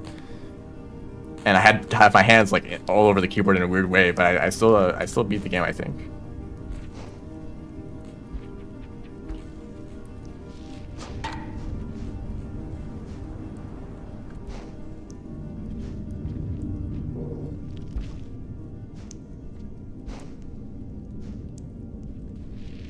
I tried to do an E-slide there, but then I, like, changed my mind halfway through.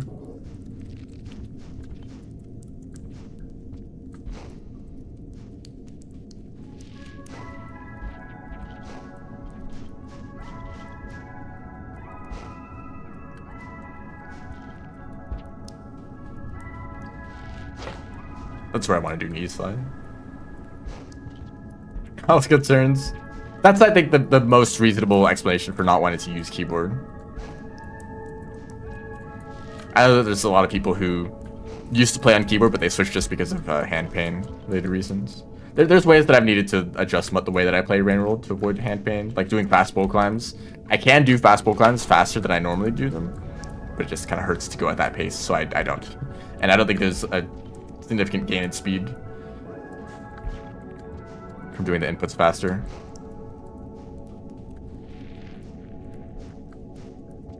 I think I feel pretty comfortable with them. I don't know, maybe I'll have some sort of chronic problem in like 20 years or less. Maybe even like 5 years, who knows?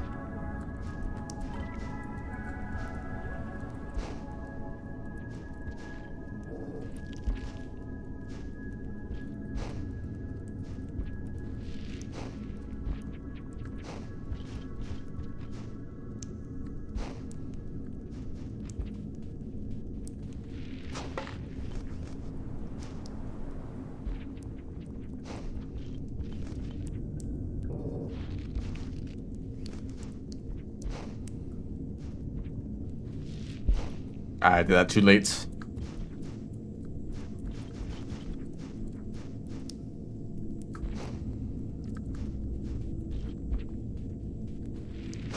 So by the time I switch the camera, I'm already on the bottom platform.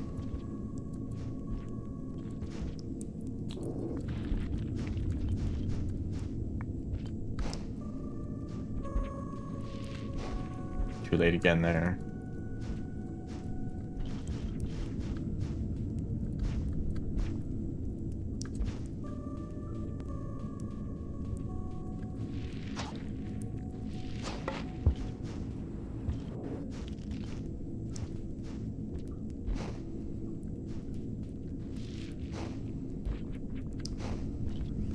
It's actually kind of funny the way that the depths is random in the lights. Whether you can see the screen or not is random in the depths because of these lights that pass by every once in a while.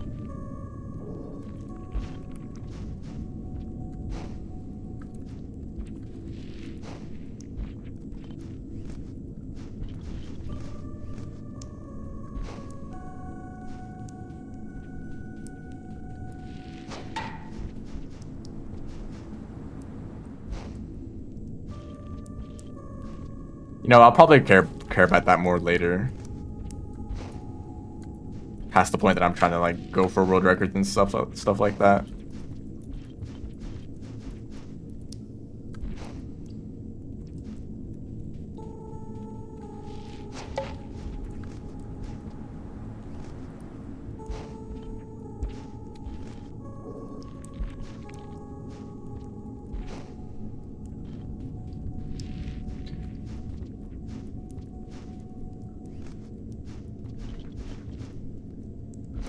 Also, I probably won't stream for that long. I'll probably just get through the rest of the depths and then end the stream there.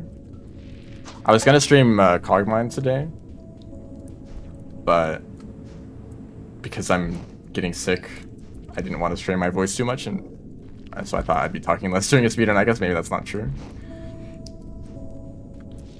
But I figured I could do this and kind of keep the stream a bit shorter.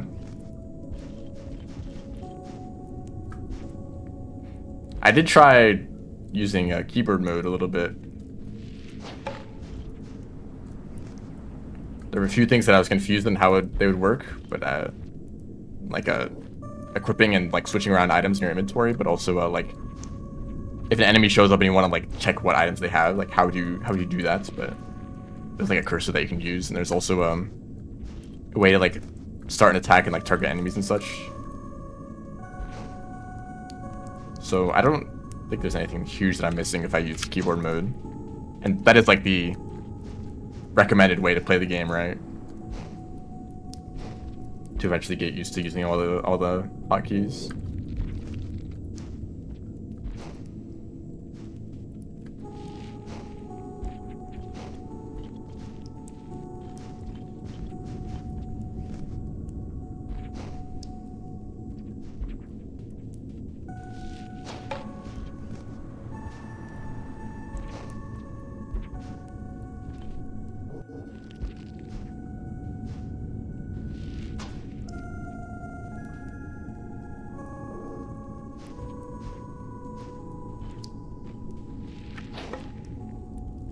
So this is this room I like to do EI jumps, but they're so difficult.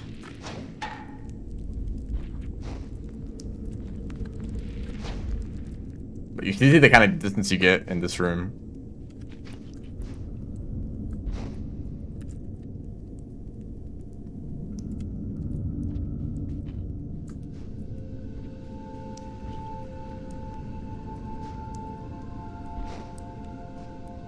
Can you do an E-slide here? This feels like a good place to do an E-slide.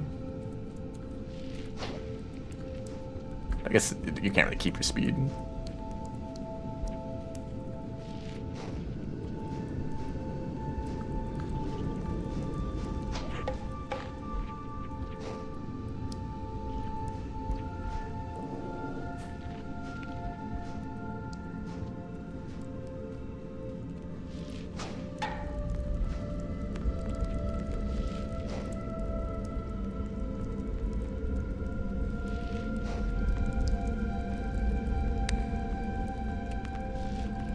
Okay, I think I've figured out my problem with doing slides. It's not that I'm pressing down too early, it's that I'm pressing jump too early. Because if I try to do a slide the way that I would normally do it, this happens. Oh, okay, not that. Okay, apparently it's just easy now. But yeah, I'd be messing up slides all the time. I think I was pressing jump too early. If I press like down and then jump significantly later than that, then I get a slide.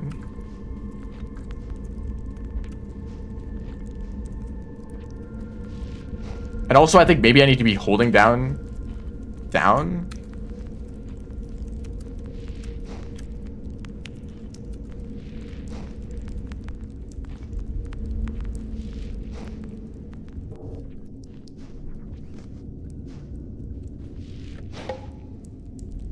And then doing an EA jump after that is like a whole nother situation.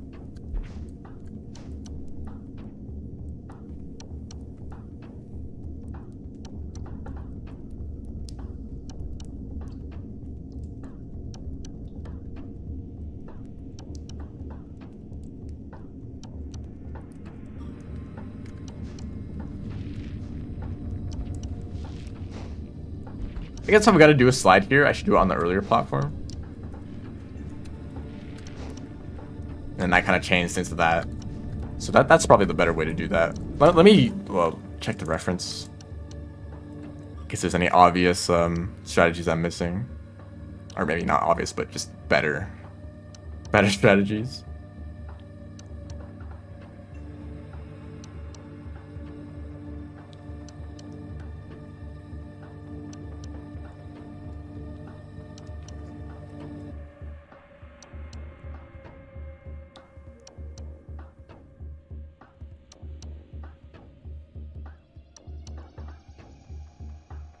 So they do the start of the room the same way. And then they did try to do a slide pounce on that platform, but messed it up.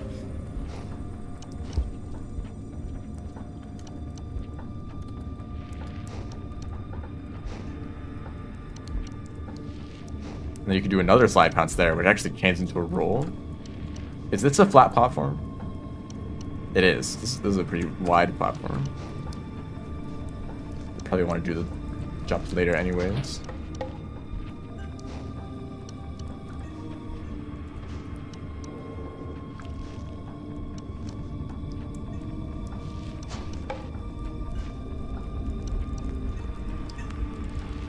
So actually, I think if I landed this far, I don't even want to do an EI jump because I'd bump into the ceiling. So probably just do a regular slide. Also, something I realized about Cogmind was looking at the manual, and it told me information that I did not know already, which was that if you have more weapons equipped, or I guess the more weapons that you fire at once, the less time it takes. Like there's a shorter delay the more weapons that you add. So does that mean, is that saying that basically more weapons is more DPS? Basically more DPS than you just gained by like adding an extra weapon. So let's say you have like 5 copies of the same with the same weapon. 2 of them is not 2 times DPS, it is like slightly more than 2 times. Or am I getting this wrong? I guess like compared to how many actions that the enemies can do.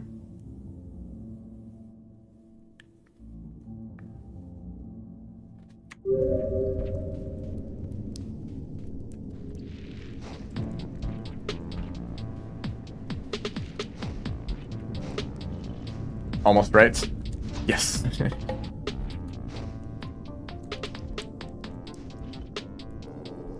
Being almost correct is my specialty.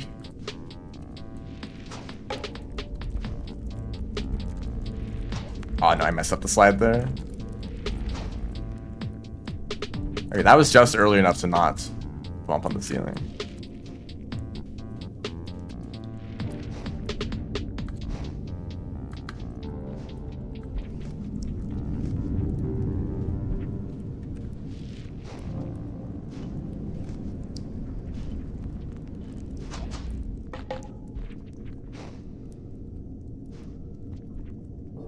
So, okay, I guess here's the thing. It probably depends on your build, right?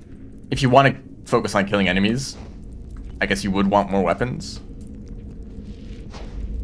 But if you're being stealthy, then weapons still don't really matter too much.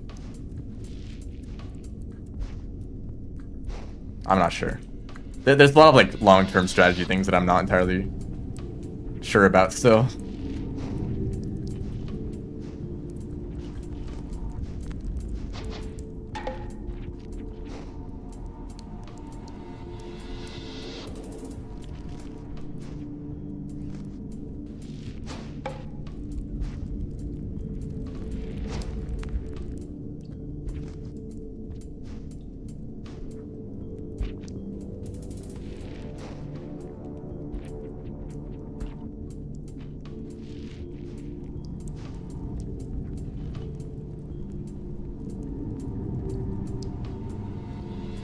Either make a few weapons more effective or equip more weapons.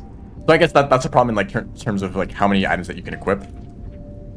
So you can either like use the weapons that enemies drop that you're going to be getting a lot of, or you can be using a few of like the rare items that you find that are quite powerful. Like I think it's like cannons. Cannons are quite powerful, but they don't usually drop from enemies. So if I find a few cannons, I can use those as weapons. Or I can pick like the lasers or like the auto guns or whatever weapons that I find that drop a lot of times from enemies, and say like I'm just gonna spam like 5 of these. But I guess if you're comparing the 2 of them, it sounds like you might as well stick with the option that uses less resources, as in I don't need to spend upgrades. I don't need to spend time upgrading my weapon slots if I could just use stronger weapons instead.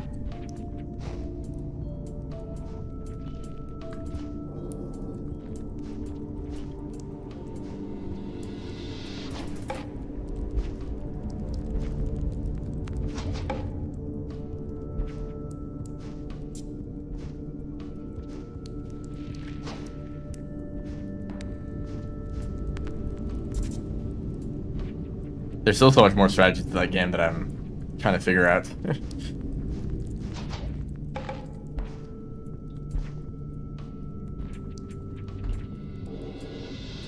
But, okay, here's the thing. If I have more weapons and I'm capable of killing enemies quicker, I'm still going to use the same amount of resources, right? Because, like, let's assume, let's try to simplify this. Each enemy has some sort of cost to defeat them, either energy or heat or matter, right? Not really heat, but if I have more weapons, I can output more damage sooner, so I can kill them sooner and take less damage myself while still using the same amount of matter, right? Like I could just have one weapon and eventually kill an enemy, or I can have a ton of weapons and kill them instantly, take less damage myself. The upkeep in that case would probably be heat. Heat would be a problem, and like inventory space, or like the amount of slots that I have, right? I need like more like a carrying capacity to have more weapons at once, stuff like that. I guess that's the main drawback, right? That's the upkeep in terms of like heat and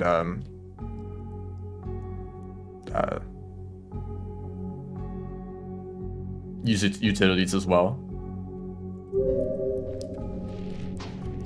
Yeah, utilities seem very versatile.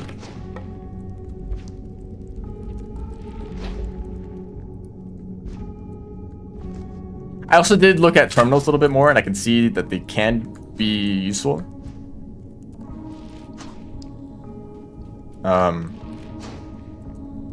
Of like recalling like enemy reinforcements, or like this, like giving you some map information. So I guess like I should use those if I have items that can improve my hacking abilities, because otherwise, well, I guess what is the penalty for messing up a hack?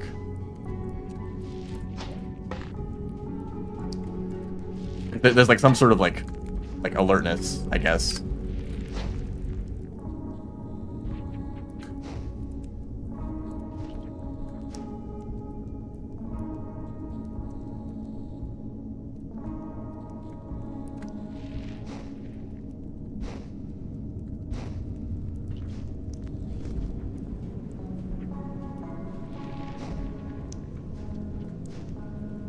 So it's probably still worthwhile to have like more utility slots.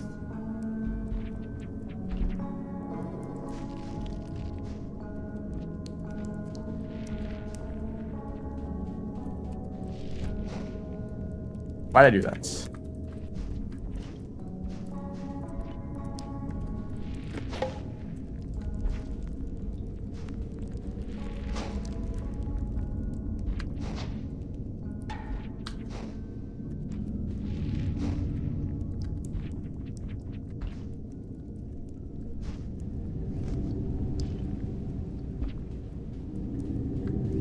Very few builds evolve past 3 guns. Okay, so spamming weapons, even though there is a bonus, is maybe not the best idea.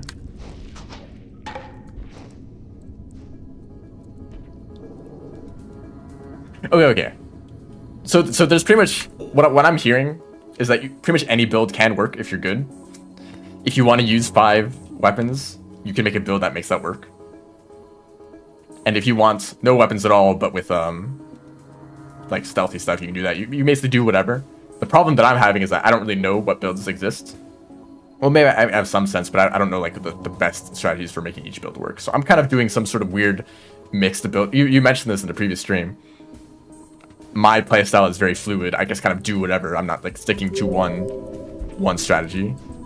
Like, oh, here's an item. It seems better than the items I have, so I'm gonna use it, right? Would it be better for me to keep doing what I'm doing, or should I try to like do specific builds? Is that like a later game thing? Like if I have more experience, I can try like more specific builds. Because I know that I've been recommended a stealth build. Maybe a stealth build is the best way to win if your only goal is just to beat the game.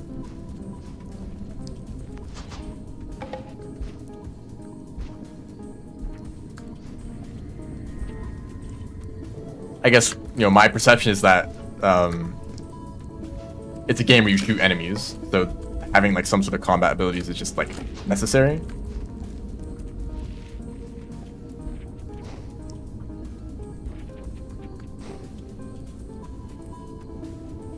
That went too far.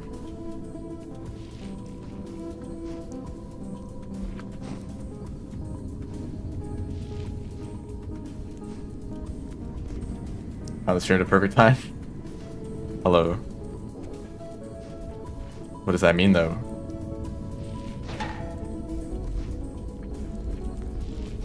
I've been in the depths for like the past hour, if that's what you're looking for.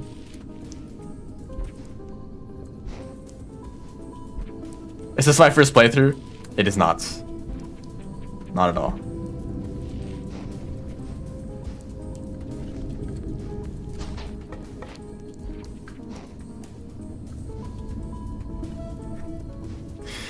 Okay, I feel like we've made that joke too many times.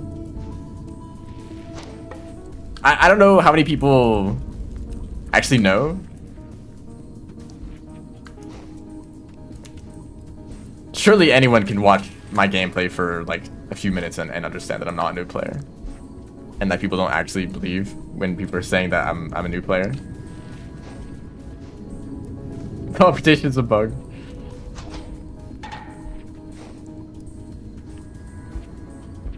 See the rest of my channel now, yeah. I've played this game a little bit. Oh my goodness. Stop messing that up.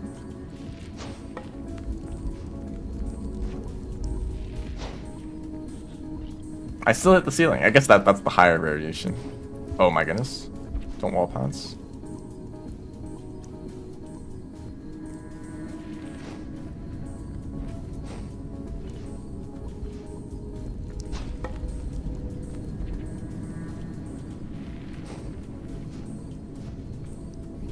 Okay, I think I've done this room enough. At least I know a consistent... Okay, so basically what I'm doing right now, I'm trying to practice the speedrun. The speedrun ends in the depths, because we're just getting the normal ending. And the depths is a really bizarre area, where the environment is really, it's all over the place. It's hard to navigate the environments, and time slows down, so all of the movement tech that I do is, it has different timings to it, right? So my muscle memory is all messed up, so I'm specifically practicing this area to get better at this part of the speedrun.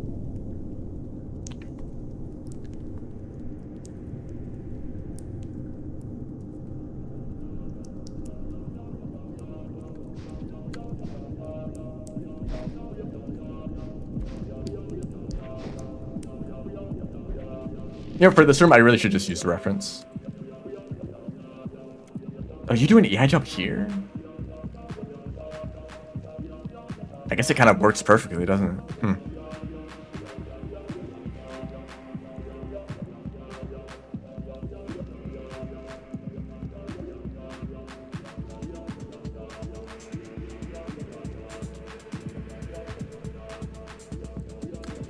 Okay, so this seems like, kind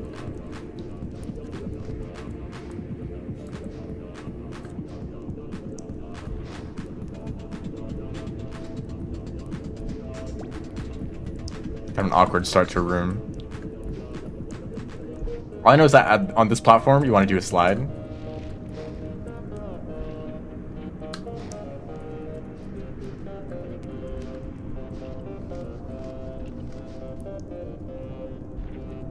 And this is an area we can use a lot of like throw boosts.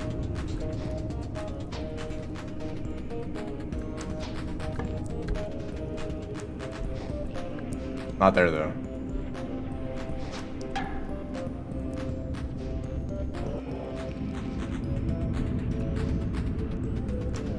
I can't. Oh, I didn't even loop that room.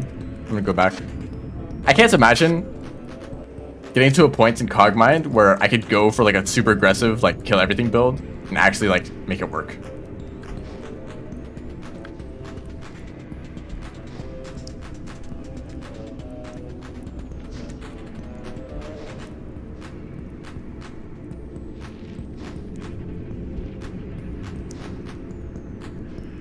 Because the way that I feel is that the more you try combat, the worse it gets.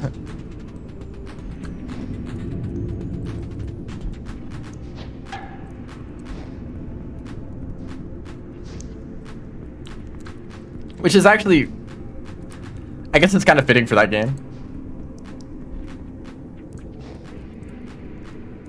But most of the time I don't like feedback loops like that.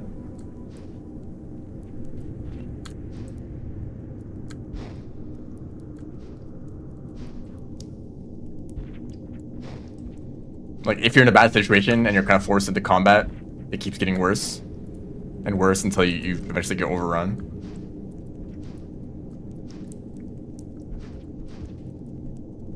You get every single floor in ruins.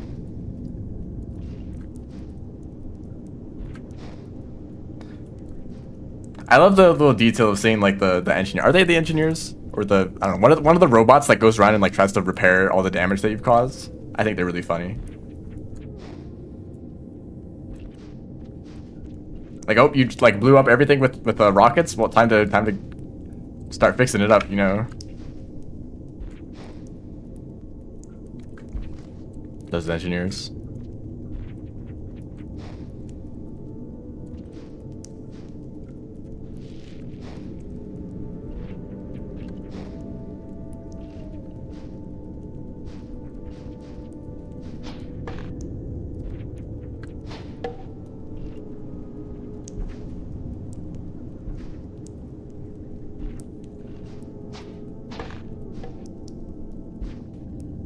kind of messed up this whole room. Let me look at the reference again.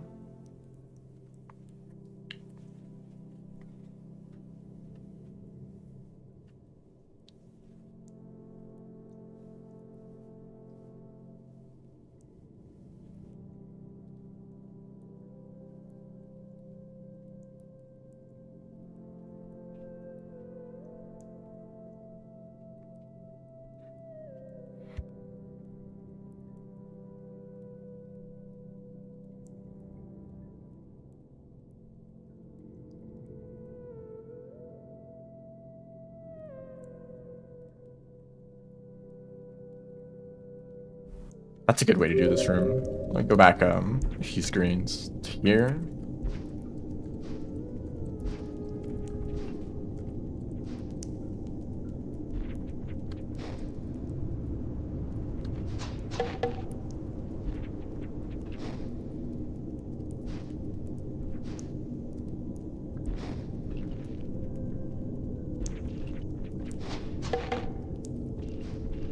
Okay, I think I'll do one more run through this room.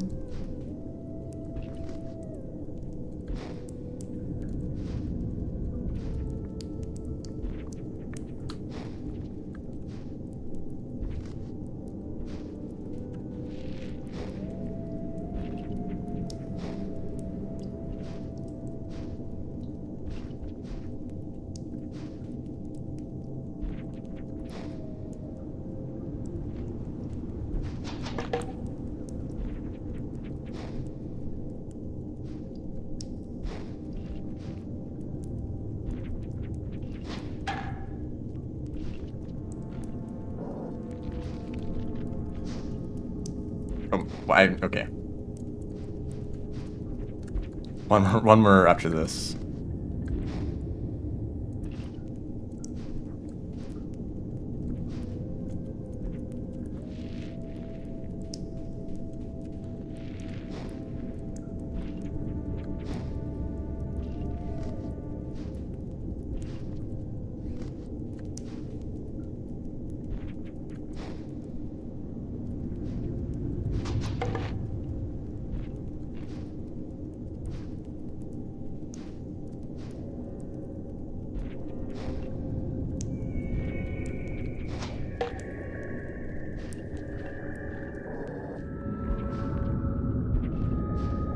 This room is really awkward.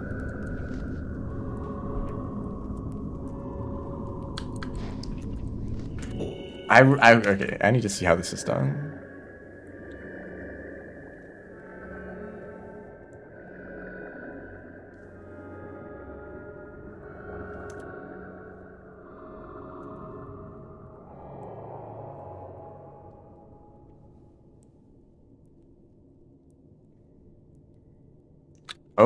Okay, that's interesting.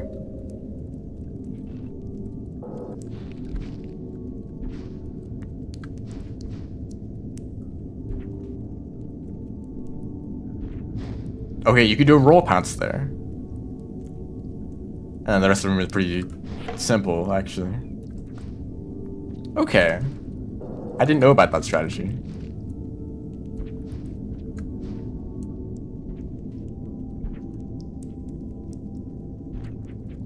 Yeah, just hold down and then you get the roll pounce for free, really. I always took fall damage in this room. Hello. Welcome to the stream.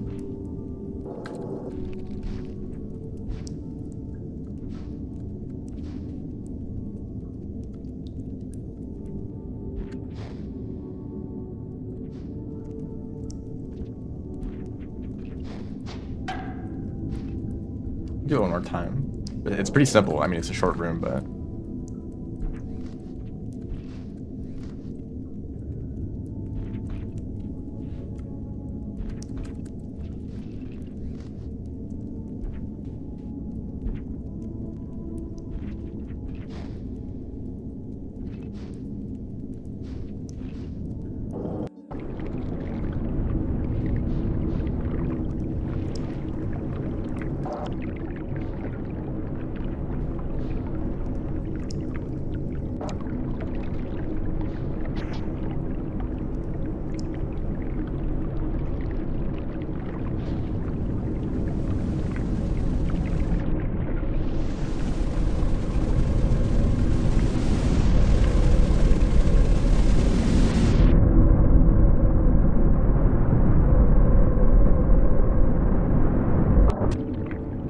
I'm a little worried that going too far into the depths or into the void sea is gonna mess up the game.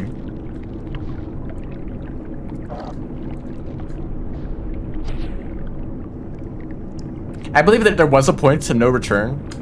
If you go too far, it like stops, it prevents you from going back. Is that true? I actually kind of forget, but I did some experiments in this part of the game.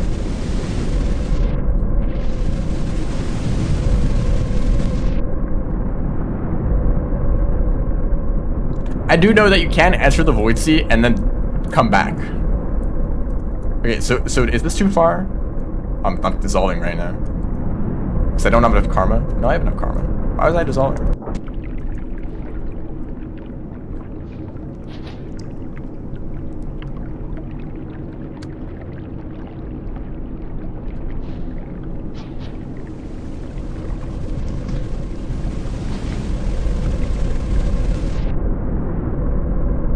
Yeah, the depths is really cool. It's just really long for a speedrun.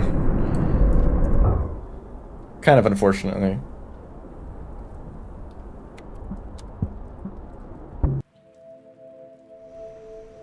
So yeah, that's gonna be the end of the stream.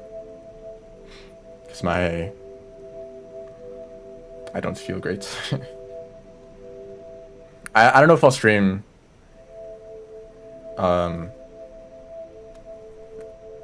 I don't know how I feel about doing more streams later this week. I'll see how I feel. If I get worse or better. But maybe I'll do more speedrun stuff. I've been enjoying this category at least. It's not really awful in terms of RNG.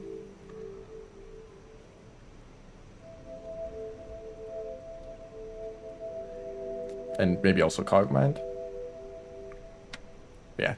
So don't be surprised if I don't stream at all. But I'll try to.